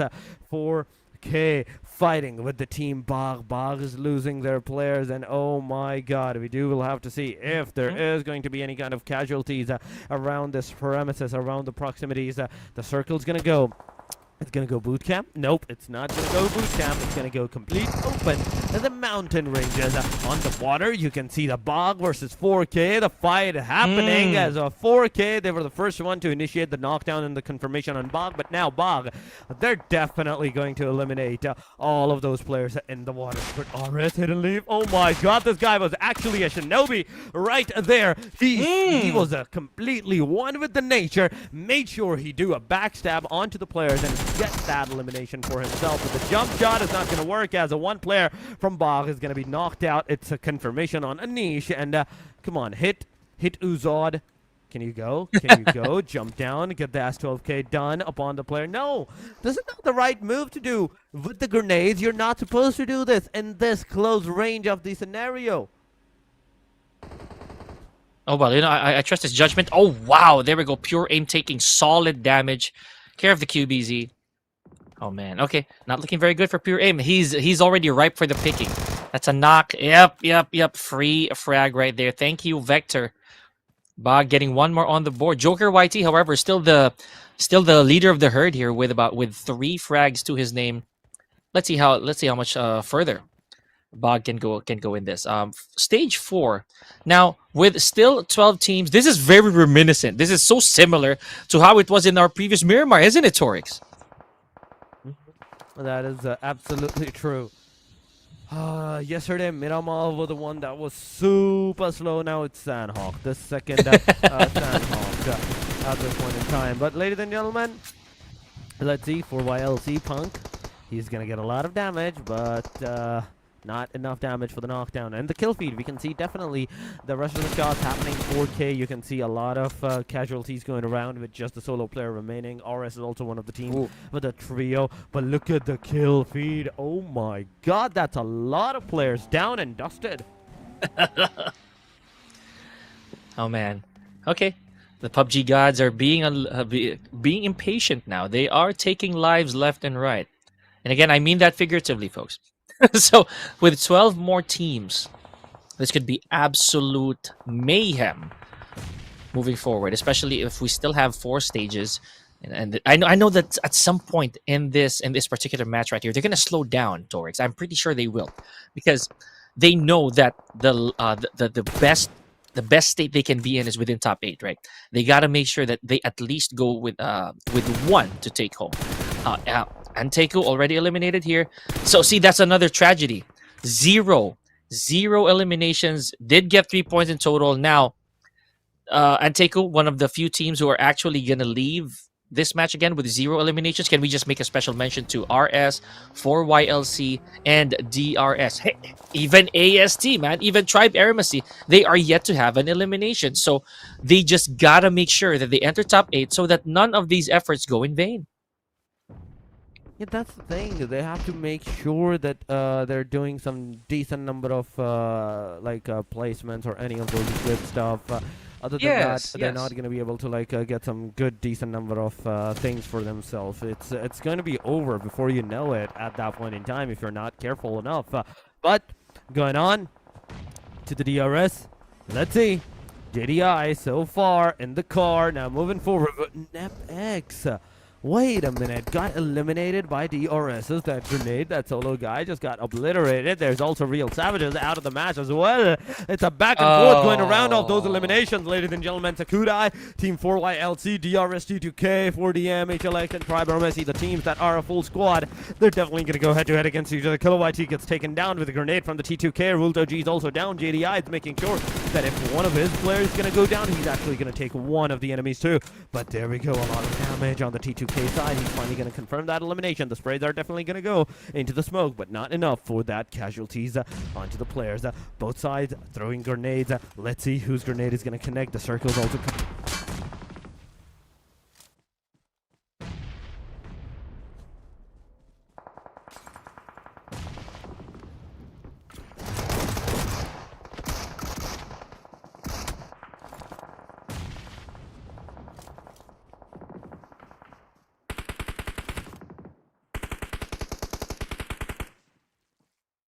All right, here we go. And ladies and gentlemen, now this is looking real dire here for 4 death machines. We do have a couple players still active. One of them One of them already knocked. Oh, make that 2. Now 4K.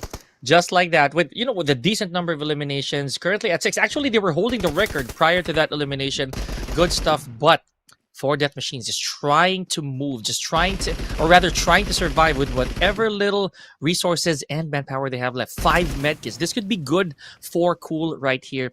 Unfortunately, just the numbers game really might not be in his favor.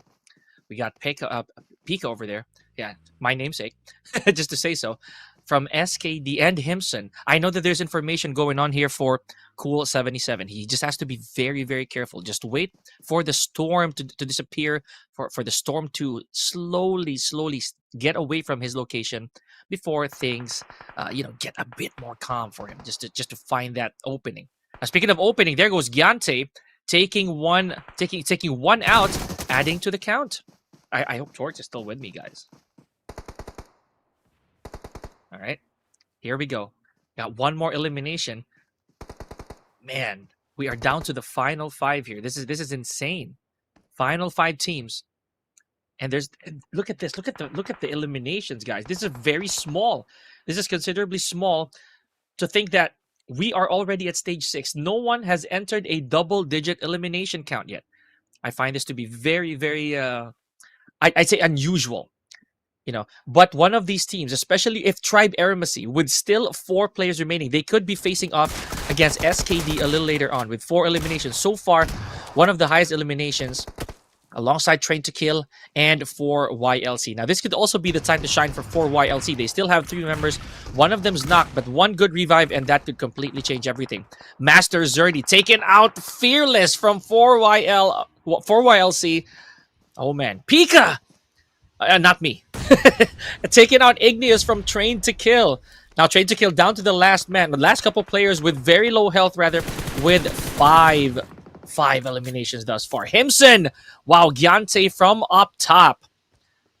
Okay, now that could act as bait. He has to be very careful. Gyante also does not want to overextend here. The roof might be his buddy for the time being. Oh no, you do not want to go to that blue zone. Or at least I think that was inadvertent. Now, Tribe AEROMACY, they're so close. They are so close to once again getting to the grand finals, to the last 2 teams. If they would only be able to revive the couple players that they have, this could be good. Rig, our supposed top fragger thus far. Okay, this might be a good spot. This could be a very good location for Rig to start with the revives. Oh, man! And he does take out Master Zerdy in the process. Delta is out, though. We got 3 more players. Trix still incapacitated, I feel. Yes, Rig back to good health, good condition. Now, last 3 teams, ladies and gentlemen. SKD still complete with a vehicle in hand. We got this whole stack, this whole squad, just hunting for these 2 teams. HLX, all healthy, with 1 elimination. ASC already up to 100 points thus far, folks. Now, this is going to be very, very crucial for ASC. They have to hold their ground if they want another winner chicken dinner. My goodness, I am palpitating on the spot right now. Okay, SKD taking a lot of damage here. Who was that? Was that Himson? I think it was Himson who took the significant amount of damage. Needs to be revived. I could be wrong. Let's see how this is going to pan out. Pekka, it's actually, the name is Pekka. He's not my namesake per se. It is Pekka. Slayer taken out by Wraith. I'm just waiting for word from Mission Control if Torx is with me already. I hope so. Yes. Torx, I hope you're there, buddy. Okay, here we go. Here we go, ladies and gentlemen. It is down to the last 2 teams. HLX 1 versus 3, and my goodness, I blinked, and there it is again. Ladies and gentlemen, Tribe AEROMACY does it one more time. Back-to-back winner chicken dinners. Unbelievable. No way. Oh my god. These guys are insane. Come on. The amount, the aggression, the number of points that they're gonna have. Oh my god. I can't even fathom to imagine. But ladies and gentlemen, this is the truth. This is the truth, ladies and gentlemen. Tribe AEROMACY is going to have the winner chicken dinner for themselves. An amazing end to the match. Number 4, winner chicken dinner it is. But now, it's about time to see how many eliminations do they have secured, do they have for themselves, because that's going to make the whole situation for us as well, visible for us. In the top 5, we saw for YONKO throwing the grenade here and there, taking down at least some of the players of ABRUPT, and ABRUPT on the retaliation, taking down the T2Ks. Those were amazing. The sprays on the HLX, the tap fires, everything was down to the minute detail. Beautifully executed by these guys. 8 elimination as they were in the top 2, and then with the 2 eliminations, I think that's 10 elimination, 20 points. And if it is 20 points, oh my goodness, that's way too much. But it's 9, ladies and gentlemen. It's 9 elimination in total. 4 for Rig, 3 for Trix, 2 for Delta, and Gyante with the 0. I cannot with this, Torix. This is just too much. What a powerhouse we're looking at right now. And again, all due respect and love to the teams, but this right here, this is how you know the Tribe AEROMACY, they're not letting anyone off easy, man. They want these higher points. They want to secure the top seed. They want that top spot in the grand finals. My gosh, I am lost for words as of the moment. Really. Oh my God. I'm actually at a loss of words too. But Sanhok, ladies and gentlemen, 112 of those throwables, 60 of the total knockout, 0 vehicle elimination, 1 airdrop looted. NEPX Precious is going to be the guy with the longest elimination distance, 253 meters.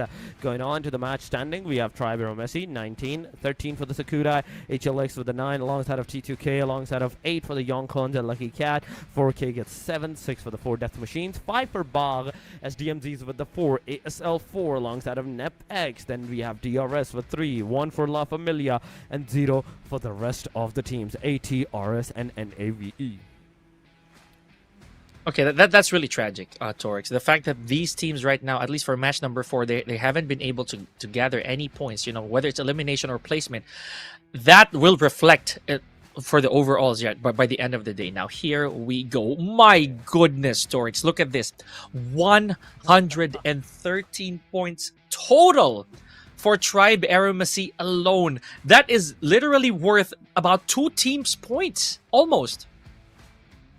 I mean, they're the first team within the 2 days marker, ladies and gentlemen. We're not even done with the 2 days, and they're already 100 points above. They have crossed that threshold of the 100 points, ladies and gentlemen. Amazing job done by these guys. 113, 74 for the hidden lead, 62 for the BLUZZ, 59, 57. These are the numbers going down. And at the second page, the top team has 34 of it down, going down to the very last ANTEIKU with only 3. 34 to 3.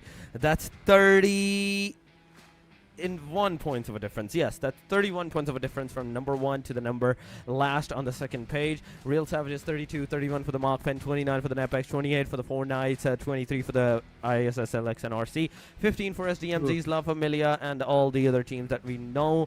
Top 5 eliminators on the other hand. Rig, Delta, Gyante. These 3 guys have been consistent over here throughout the thing, but HLX, Frag has been taken away. Ninja is going to take his place with 15 elimination, 2177 damage, and last but not the least, OK, from 17 on the number 3 and 3100 somewhat of the damage. Man, I did say that. I kind of did predict that someone will make another entry into the I'd say the MVP, right? The MVP boards, and there it is. It wasn't just Rig this time around, right? Now Delta has actually moved OK down midway through our boards, but that's just as expected. We saw this already. We did, but it is beautiful. No matter how you look at it, it is beautiful the way these teams are doing this kind of like aggression, and how Team AST is actually consistently going with their like aggressive stances and everything, and all of those situations that's actually helping them secure more and more points. They're the only team amongst all of these names to secure more than 100 points. Nobody's even close to them But at this point, will have to see what's going to happen to the mat number 5, ladies and gentlemen. But before that, we're definitely going to go towards a very short break, ladies and gentlemen. Do not go anywhere. Stay with us. We'll be right back.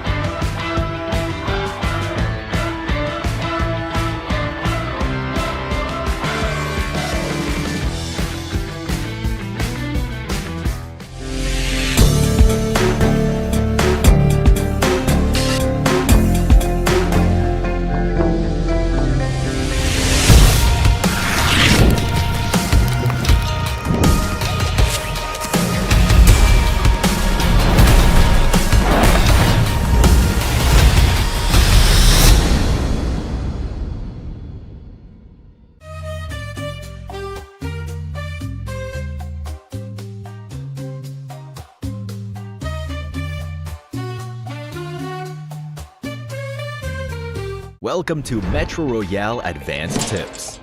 In this video, we'll be going over some underrated Metro Royale tips. In Metro Royale, these little techniques can help us gain the upper hand in battle. Let me give you a few tips. Number 1, gear selection. When you're short on Metro cash, you should prioritize high-quality ammo over a high-quality firearm, because in battle, the damage output of a high-quality firearm paired with low-quality ammo is lower than that of a low-quality firearm paired with high-quality ammo. Number 2, target boss weaknesses. Some Metro Royale bosses have weaknesses, such as the bosses at Missile Silo and Armory Outpost on the Arctic Base, Advanced Map. They carry 2 liquid nitrogen tanks on their back. Destroying these tanks stuns them, making them easier to defeat. Number 3, tactical mines. As you all know, approaching a tactical mine will set off an explosion that blinds you or unleashes poison. However, if you discover an enemy tactical mine in advance, you can fire at it to destroy it. On the other hand, when it comes to using tactical mines, you want to place them where the enemy is guaranteed to walk. Even if they discover the mine, the shot they fire to destroy the mine will alert you of their approach. Number 4, minecart tip. When using a minecart solo, the fastest speed you can reach is 43 kilometers per hour. When you have a teammate with you, you can ride the minecart together and achieve even higher speeds. Number 5, climbing tip. If you're ambushed by enemies while climbing a ladder, tap the jump button to land back on the ground for a quick retaliation and avoid getting caught out mid-climb. Metro Royale has even more secrets, such as destructible lights, which can dim the environment. There's still much more to discover. That's all for this Metro Royale guide. See you next time.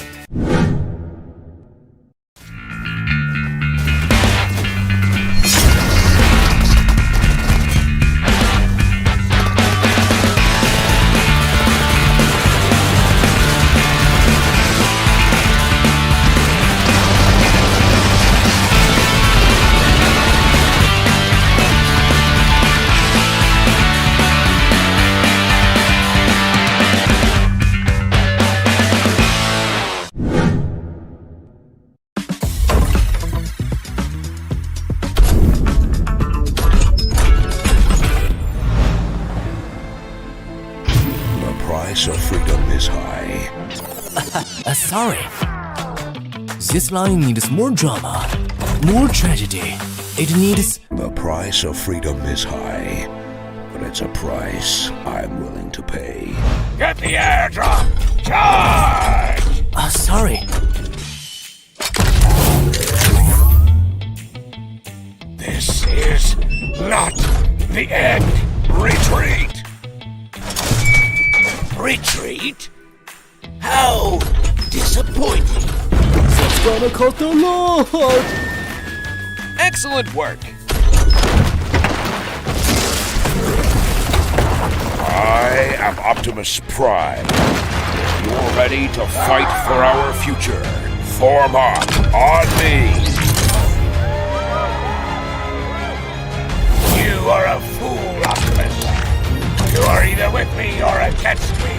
I am Megatron, leader of the Decepticons. This ends now, Megatron. One shall stand, one shall fall. Day 2, last game. Ladies and gentlemen, it cannot get any more intense than this. Take a deep breath as we dive one more time to Erangel here for the 2025 PMNC South Asia Fall Playoffs. My name is Pika, still joined by Torix, and my goodness. This time around, Torix, I'll be honest with you, I don't think we're going to see a three-peat for today because Group A is sitting this one out.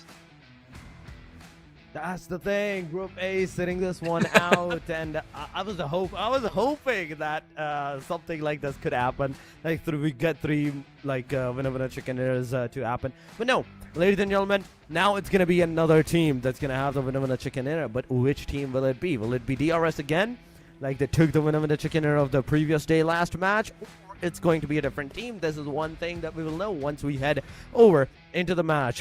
But yes, pick up. It's the Erangel. It's the final match of the day. And do you have any team that you want to name that might take the lead?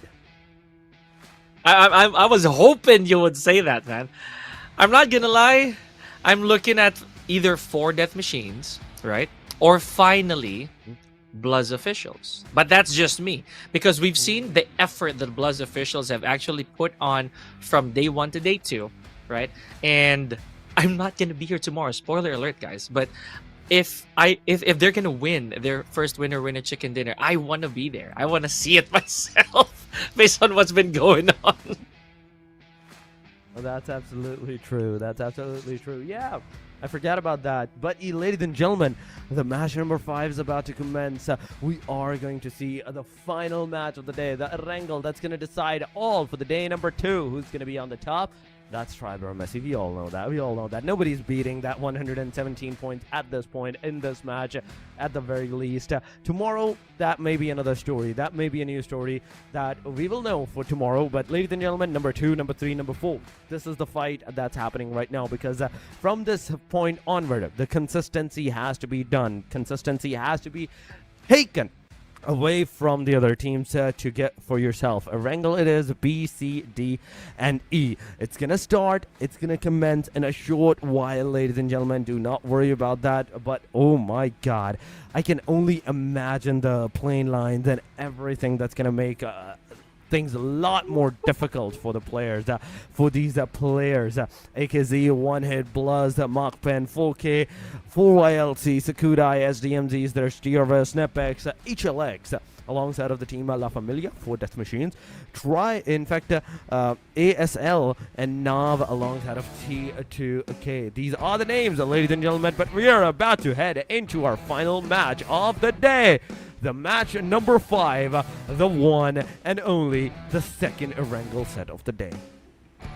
My goodness. El Clasico, rounding up the day. Our wishes have been granted, guys. And we were wrong again, or at least I was wrong. I'm gonna be real. When I said that there's a possibility that the second Sanhok was actually gonna be a lot faster. No, it was not, to be honest with you guys. And that's fine, because it picked up in the end, guaranteeing another dominating win for Tribe AEROMACY. But as we said earlier, they're not going to be here for the final match. So we're looking at a random contender for that top spot. Who knows? This actually feels like I feel for some reason this is going to be MAKPEN as well. I know I already made my bets-ish, Torix, but MAKPEN, they've also been doing okay, right? But this is just me. This is just my observation. What about you? I'm gonna fly the question right back to you. Who do you think? Who's your gamble here? Who do you want to see make it to at least our top 2?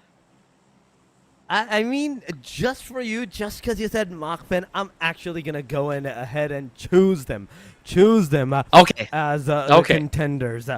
Who's gonna be on the number 2 or maybe on the number 1? Because I also want to see them do something good. The day number 1 initiation was good, but then they just lost the whole momentum for themselves for some reason. But ladies and gentlemen, this plane line is going from Promox all the way to the Milta Power Plant.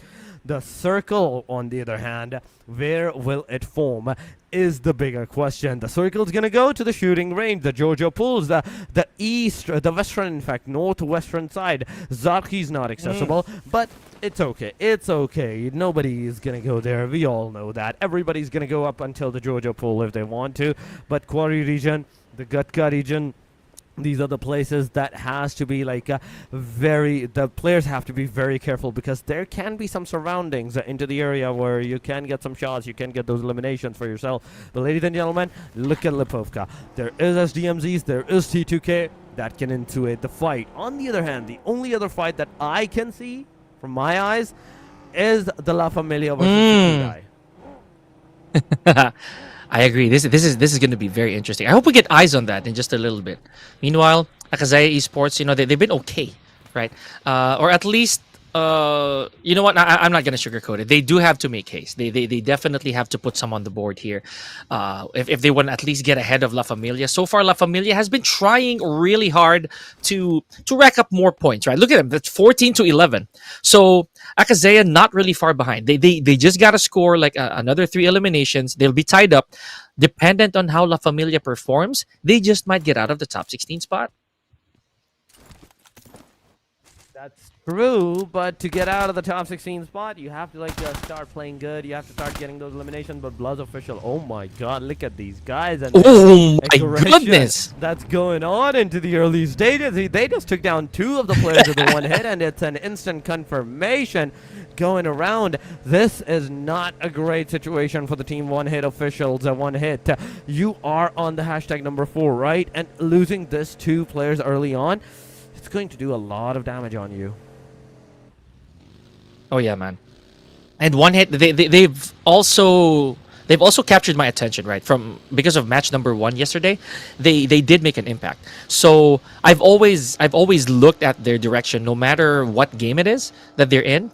I want to see how 1 hit's gonna do it. But there's a bit of a blunder right there.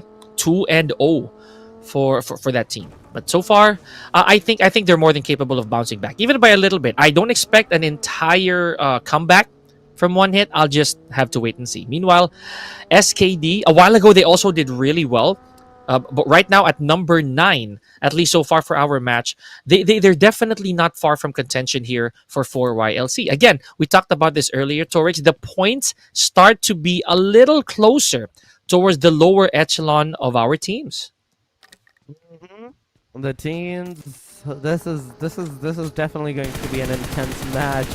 Nobody knows what's going on, but oh my god, I'm loving this. The players are actually going for the aggression this match around. Oh my god, Sakudai versus La Familia. Anish gets a knockdown. Ooh, oh no, not Zoo with the rage, with the knife. Come on, you're knifing the other team. You're knifing the eliminations. But right now, Sakudai, Pika, he is in the car as well, alongside the rest of his team. A good initiative from Sakudai Esports at the very least. 2 elimination, 36 total points. But now the question is that you have to go to the northern angles. You have to go to the northwestern region to get in the circle. And the bridge, it might be contested. Yeah, we also talked about this yesterday, right? It's very cliche. At the same time, it's also very interesting to see whenever the bridge is heavily guarded by anybody, no matter who it is, no matter what the team is, seeing bridge, I'd say confrontations. That's always interesting to me. And also in the chat, could you enlighten us? Is it Pekka or Pika? Just for ease of calling. I tend to look every time, whenever that name comes up, yes, it really gets my attention. So yeah, I just want to bring up a quick point here. Torix, a while ago, oh man, never mind, hold that thought. Ajaya with a DBS frag here. Gotta be super careful. Ooh, Rules OG taking out Obi-Wan with the S1897, and just like that, La Familia. I was okay. Before I give it to you real quick, Torix, I was gonna say that La Familia. It's very unfortunate that SKD really chased them down earlier, if you remember. That they did. That they definitely did. But right now, SDMZs, this is the big, like a big question for these guys is the fact that they lost 2 of their players right now a while ago, and now as they're moving towards the shooting range areas, the plane crash site, I think they will be good to go for a tad bit longer bit of time. But the circle, when the circle is going to take the shift, starts going to take the shift, that's where the differentiation and the difficulties are going to like occur. So far, NEPX is on our screen, and they're making their rotations from the Pochinki, outskirts of the Pochinki, the mountaintop of the Pochinki, every place surrounding the Pochinki. These guys are situated over there.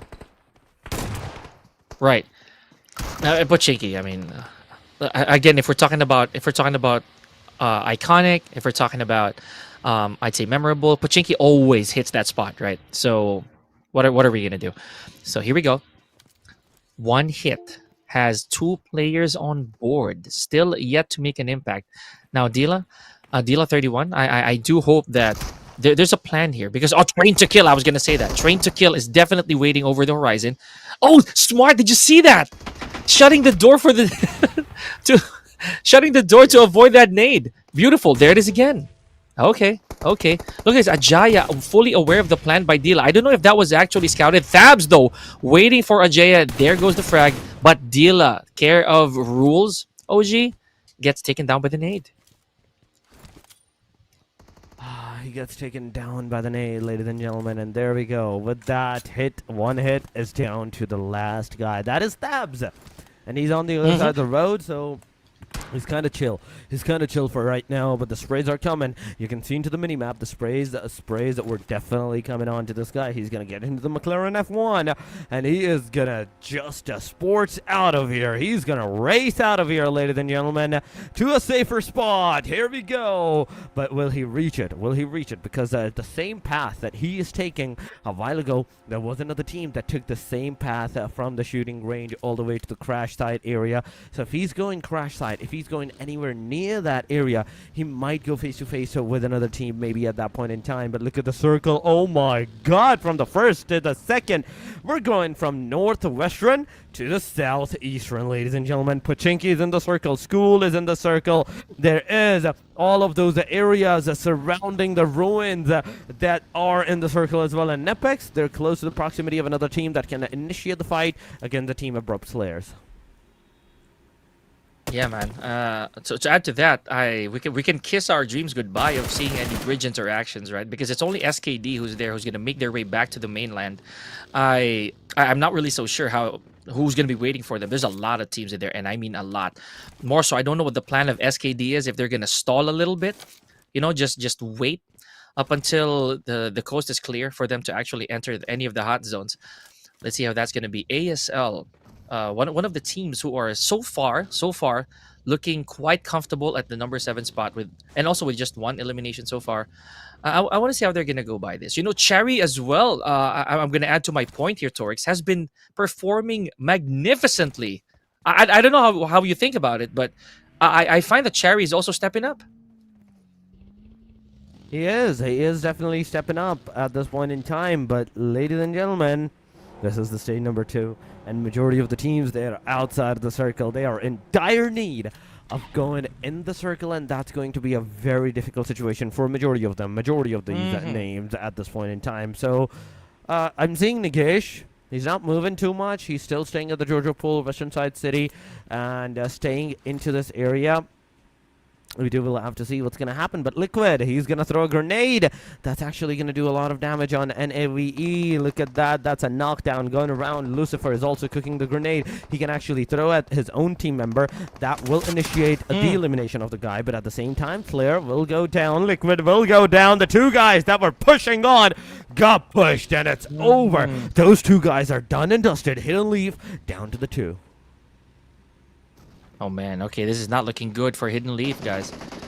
Oh man, I did also kind of bank on Hidden Leaf the way that they've been performing. So for the time being, I'm a park that, just like what they did to that vehicle. Here we go. Susty, Lucifer from Nave, I feel. Okay. Yeah, let's go back to them later. ASL once again, back to my screens.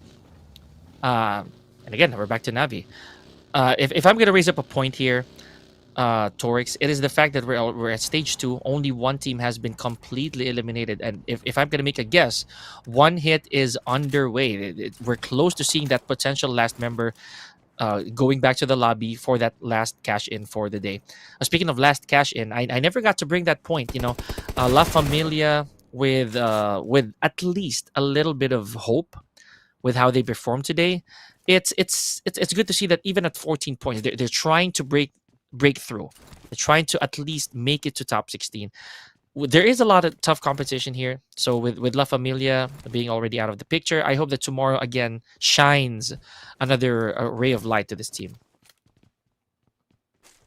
Oh my god. I'm just looking at this timer going on, and I'm just looking at the team numbers that is still alive. That's a very difficult situation going on. But ladies and gentlemen, another circle shift. Pochinki is in the circle. The Western side of Pochinki is in the circle completely. HLXNRC, the fight is happening right here. HLX coming on. Frag getting a Susti down. It's a knock. It's a confirmation. And NRC down to the last guy. That is a Lucifer, ladies and gentlemen. But there's another team. Team ASL, Abrupt Slayers are coming in hot with the fight against the Team HLX. The grenade is coming. Will it connect? The answer is yes.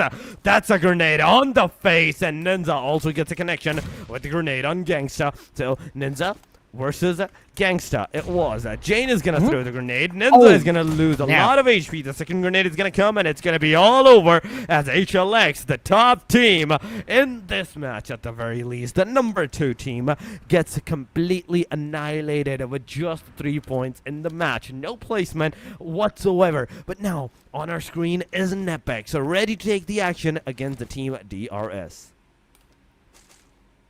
Yeah, I'm trying to wrap my mind with what happened to HLX just then, man. That was a painful sight to watch. Having to see Ninja hold ground with that Scar L, not even getting the chance to reload, had to heal because of that splash damage right off of the window. Man, okay, there's really no telling, Torix. There's really no telling what's going to happen here. A lot of these teams are very determined. We still have 14 teams, by the way. It's just really unfortunate that so far the top team is already gone, which means that the BLUZZ will have their chance to rack up these points. Currently at the number 2 spot. So if placement comes into play as well as the frags, then this might be it. This might be the winner chicken dinner that BLUZZ officials will be waiting for. Meanwhile, for Yonko Cat, sight set on 4 YLC. Oh, rather, never mind. For an opposition, I'm not really so sure what that plan was. Oh, there it is, BLUZZ. It was BLUZZ. There it is. It was BLUZZ that they were aiming for. Okay. Oh, I mean, but taking BLUZZ down, it's not going to be an easy task for even the 4 Yonko. Yeah. At this point in time, one player gets instantly knocked down, even though they were ready to take the action. They were the first one to aggress upon on the Team BLUZZ official, but BLUZZ official just stopped their car and they were like, okay, boop, here we go. That's a knockdown. That's a confirmation right there, making the party a 3-man squad. But the grenade is going to go as Fearless comes in as Gyrosur gets taken down. BLUZZ, Xerox, he's going to throw a grenade, but Carefree, see Fear. In fact, Fearless, at this point in time, is going to be taken down by Voke. The BLUZZ official is on their toes, taking the fight from every angle. Punk is going to come. He's going to put Fearless in the car, and he's just going to drive out of this vicinity. He does not want to lose any more players than he should have for Death Machines versus SDMZs. It's happening for Yonkon's Lucky Cat. Can you get into the safer side? Can you get away from the Team BLUZZ and stay alive for more bit of time? But Sakuda, 4K, the fight is happening. The fight is going on. For Yonkons also have to get that revive done towards their players. As a BLUZZ official, they're on the mountaintop, and they will be heading down. Maybe if they realize that, okay, the player might still be getting that revive, they can actually push on these guys. They can definitely go. But I see NAVE ISSLXNRC in the meanwhile, and SKD on our screen. Look at the mini-map. It's ASL, SKD, and there is also another team. I think it is SDMZ's into the meanwhile, but there we go. SDMZ gets finished off. Sakudai is here versus the team ASL ABRUPT Slayers. Let's see, how well are you going to be able to take this fight, and how well can you abruptly take this action against the other team? Man, as you were speaking, DRS eliminated already in the hands of BLUZZ as well. So that is a heartbreaker for DRS, guys. So this means they're not going to be able to do what they did yesterday, closing out the day with a winner chicken dinner. Moving forward, we saw a lot of action between SKD and 4K as well, Torix. So that wraps up for 4K's journey for today. We're going to see you tomorrow, hopefully, and hopefully in better shape as well. Just to say so. Himson knockdown here on the side of SKD.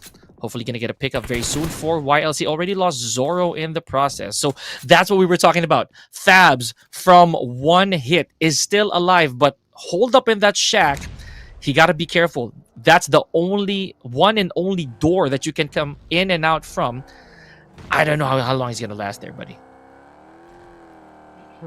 This is a question. That definitely is a question. But Ajaya from the T2K, they're actually going to go into this garage, and they're going to hold this garage down for at least 50, 60 more seconds before the next circle stage actually commences up. In the meanwhile, there's another team that got finished off. Domain, on the other hand, look at him. Domain is low on that HP. He got knocked down. He got finished. NEPX Rex is also knocked down, meaning there's only one more remaining for the team NEPX, but one hit close to the proximity of the airdrop. It is looking tempting, but there is the 4 Yonkon's Lucky Cat in the vicinity as well. So if you get out, you're definitely going to go out straight to the lobby. You're going to go back to the lobby from that point onward. 4 Death Machines, looking at the team NEPX at this point in time. I want to see where the last guy is situated at. I can only see 2 in this proximity outside of the circle, just bleeding out from the blue zone, blue damage. But where is the guy that is alive? Where is the guy that is a full HP from the team NEPX side? He's actually in the car. He's moving inside of that circle. 3 seconds, 2 more seconds, and we're going to have our next circle stage, ladies and gentlemen. Jane is going to take down Nodzu. The grenade is going to come. It's going to do a lot of damage on Jane, but Jane unfazed. He's going to throw a grenade. Will it connect? Will it get the connection? The answer is no. Himson picks up Nodzu on his back and just runs away from the proximity, successfully saving his team member, and will give the revive in a short while. Yeah, that was really crucial, man. You got to save that manpower. We're already at stage 5, and I think we're approaching stage 6 very soon. So you want to take that. You want to save as much lives as you can. Now here we go. Joker taking out Aditya. What was that? Killmonger taking out Joker as well. There they go. ASL out of the picture here with 4 eliminations, and unfortunately F10 place, meaning they're not going to go home with a single placement point. Good enough. We'll see you guys tomorrow. Meanwhile, as you were speaking, Torix, the blue zone, the play zone, has once again purged a lot of the players from different teams.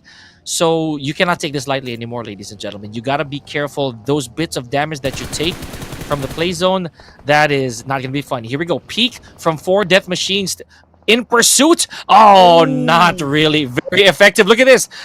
We're gonna have a head-to-head here from 4 Death Machines and SKD. Who's gonna come out on top? Oh my god. Come on. No, this is not looking good whatsoever.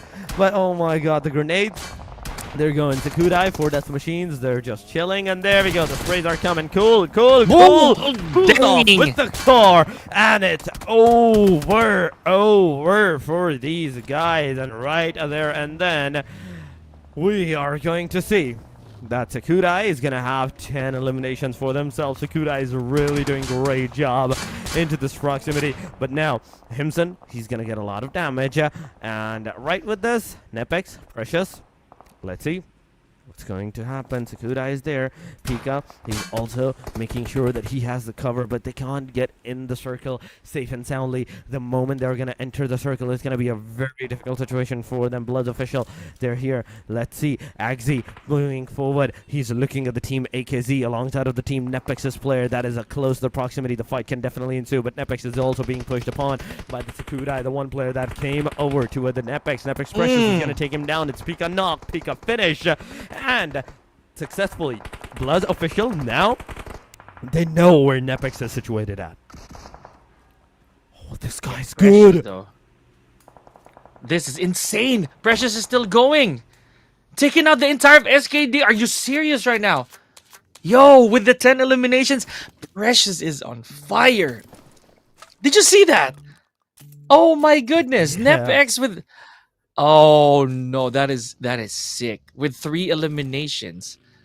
I believe flushing out the entire of SKD. Yo, you guys, you gotta watch out for Precious right now. Okay, Precious trying to gather a lot of these, a lot of the ammo. Not really enough, I would say. So this is a double shotgun, I'd say, stack that Precious is having, is holding right now. Let's see if there's gonna be enough for an assault rifle. Precious is definitely gonna need that for later. Oh, there it is. There it is. Precious, you need to move in the circle. You have to move in the circle safe and soundly from this point onward. You have to be very precise on which rotation you want to do, because if you went towards the eastern angle, there's the AKZ. If you went to the western angle, there is another team into the proximity that can take the fight, take the action at the same time. The shots that can occur, the shots that can happen. It is top 7 teams, ladies and gentlemen. Precious is here, cooking those smokes, making sure that there's a smoke path coming around into the proximity. But BLUZZ official, they're also ready to take the fight against the team AKZ. If they can successfully take down the AKZ, it's going to be an easy entry for maybe NEPX at that point in time. But AKAZAYA is just looking at the backside. He's not making too much of a move right there and then. Slowly and steadily, the situation will definitely go to a different angle. But Precious finally is going to get up, finally is going to move forward. We will have to see if he's going to be able to get any kind of eliminations or not. The sprays are coming from BLUZZ official. MAKPEN is losing a lot of health, losing a lot of players, and there we go. In a second, MAKPEN gets finished off. BLUZZ official, 9 elimination these guys have right now for themselves. Please, I beg you, BLUZZ officials, please do not let this go. Gyro, sir, you have to pick him up. You gotta hold this number up until top 4 at the bare minimum. I want to see how this is gonna go for BLUZZ officials. For the time being, though, okay, hitting tabs, finally putting an end to the suffering of one hit. Tabs really held his ground as long as possible. There goes Ajaya from Train to Kill. Rox doing such masterful work. And Master Zerdy, though, finally, again, an official frag here by Rox. Precious is still at this. And look at this. It was actually that Precious took out. Oh, boy. There's still this guy. BLUZZ official lost the numbers. They lost the numbers.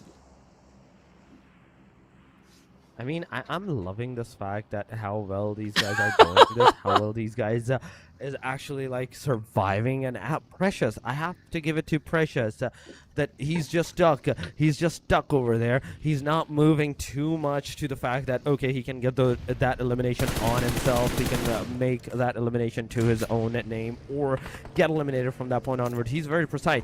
He is very precise. T2K is also another one of the player from another team that is also a solo player. So there's definitely these 2 guys that my eyes will be on. But look at the mini-map. T2K is at the very southern side of the angle of the circle. He is not going to be spotted by anyone. Precious location has been revealed. The grenades are coming. The player is stopping. The DBS is definitely going to make a connection. One connection. Unbelievable. Will it occur? Will it occur? The answer is yes, but couldn't get the knockdown, and that's the end of that. Okay is okay. Alongside the rest of his team, 13 elimination, ladies and gentlemen. 13 elimination. 13 for the BLUZZ and 75 total points. Hit on the light of that hovercraft, and you can straight up get some headshots connection through that hovercraft on towards the player.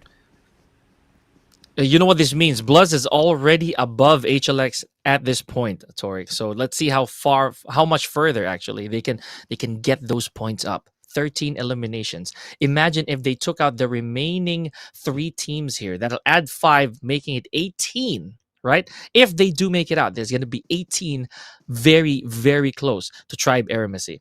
So that right there is really a clincher for me. Oh my goodness, Maha with a backstab, but no, Gyro, sir, ahead of the curve. Gotta love it. Down to our last 3 teams here. For YLC, playing it cool, playing it calm. 2 eliminations so far. If they choose their shots properly, this might be a very, very tough spot for BLUZZ. I mean, I would love this. I'm loving this. I'm actually loving the fact that how well this fight is going on.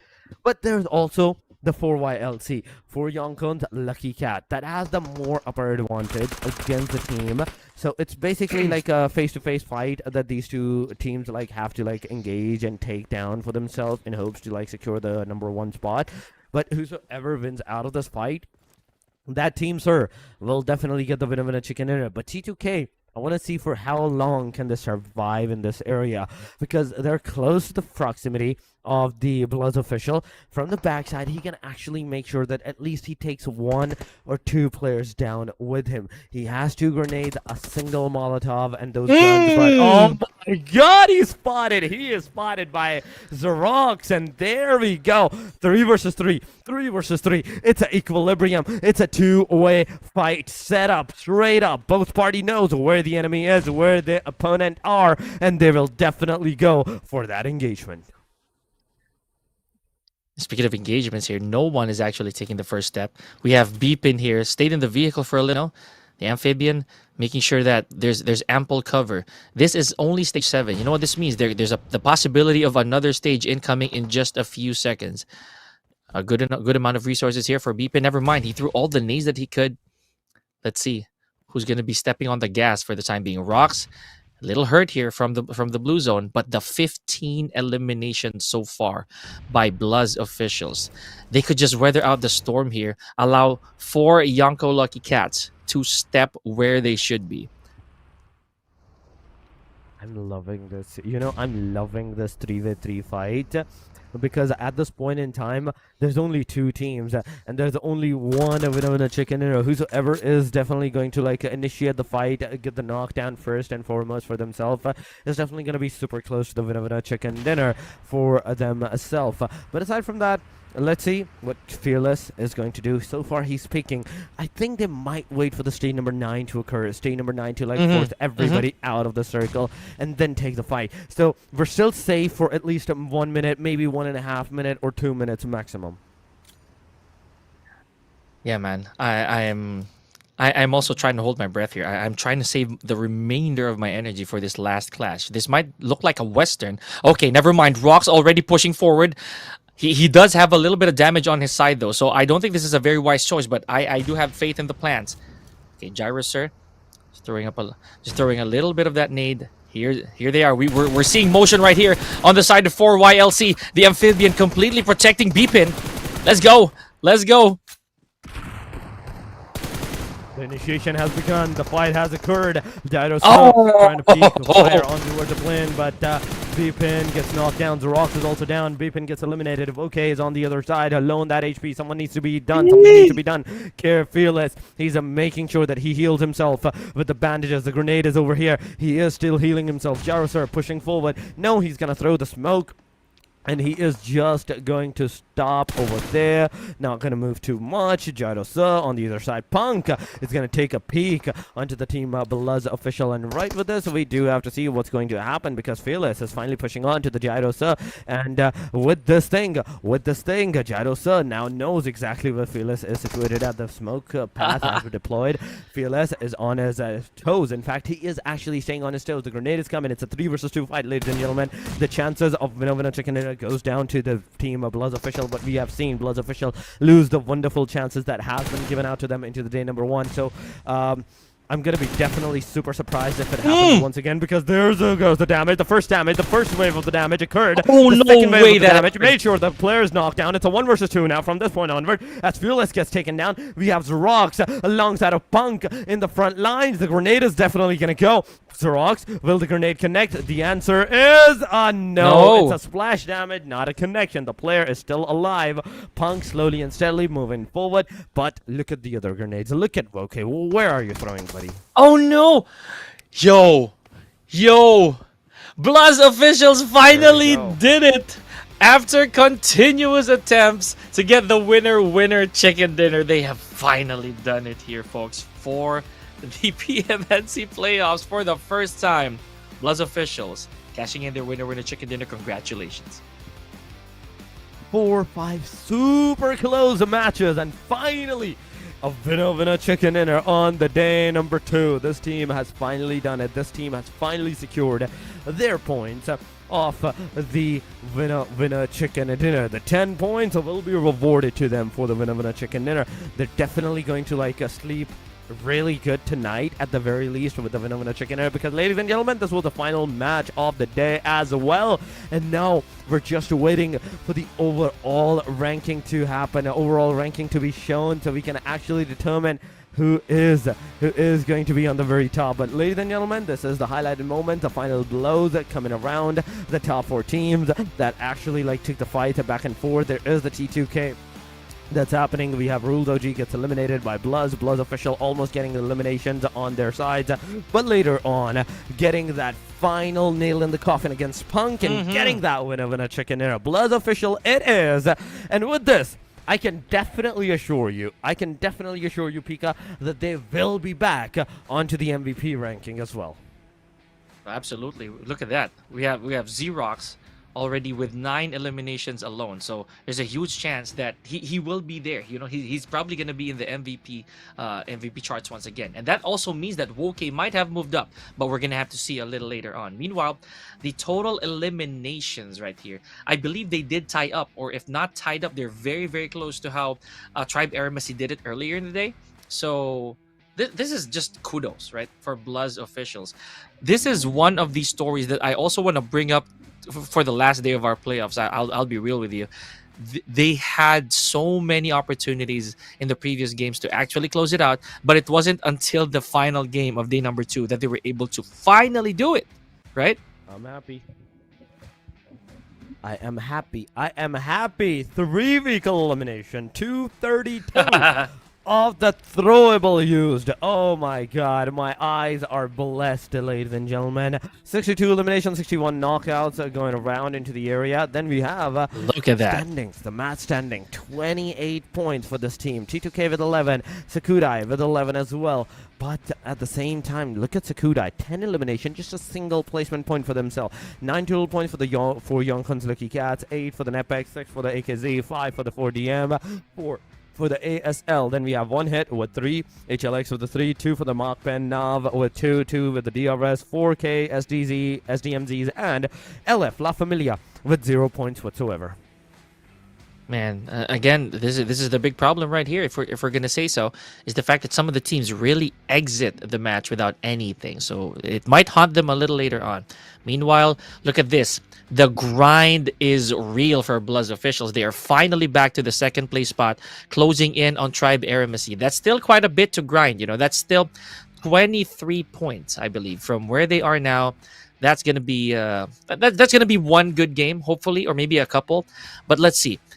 Hidden Leaf. This is a significant gap. I would like to say that. I cannot say the same though for number 4 onwards, because they kind of go down in gradual fashion. So let's see how tomorrow is going to pan out. We will have to see how tomorrow is going to pan out. But this is the first page, in fact, ladies and gentlemen. 113 to 90 to 77 to 64, all the way down. Going to the second chart. The initial of the second chart goes up to the 43 points. That is ABRUPT players. Then we have NEPX, then we have MAKPEN, then we have Real Savages, 4 Knights, NAVE, we have AKAZAYA, SDMZs, LAFAMILIA, ANTEIKU, and ANTEIKU with still 3 points overall. This is not good. There is no hope, I do believe so, for them to make a comeback from this point onward. Unless they rack up the eliminations, right? Which we are yet to see. We are actually still keeping our fingers crossed that ANTEIKU comes up with a miraculous comeback for the next 2 days. For the time being, that is all she wrote for match number 5 and for our day number 2. This was insane. So many records were broken, and a lot of numbers were on our screen. That's what I was talking about. This is exactly what I was talking about, Torix. Woke, granted those 5 eliminations, is back on top. Not very far off from the rest, though. In fact, he's actually tied with Tribe AEROMACY's rig. I love this. I am actually loving this.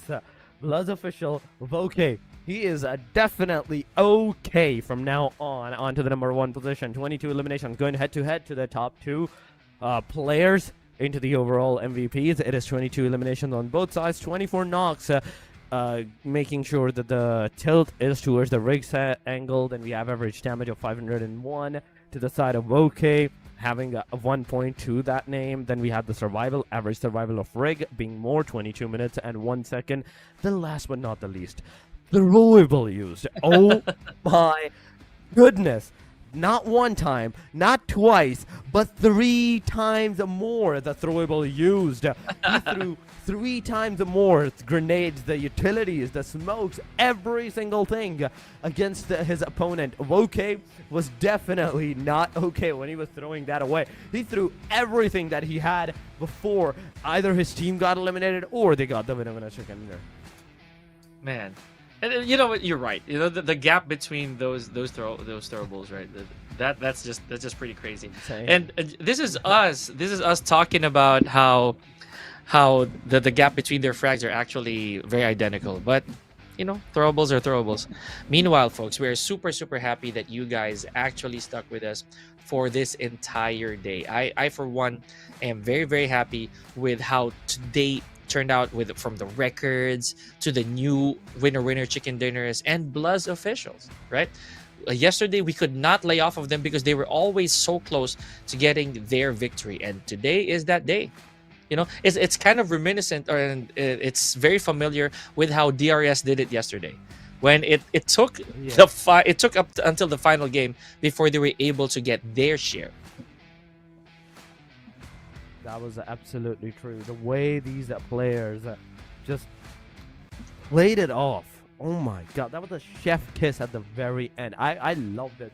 I love the fact that now finally, I'm happy for BLUZZ that they have the winner chicken dinner for themselves. But ladies and gentlemen, 5 matches done and dusted for the day number 2. Day number 2 is concluded. The playoffs is halfway done. Only 2 more days to go. The day number 3 and the day number 4. But ladies and gentlemen, before heading to the day number 3, we have to go full.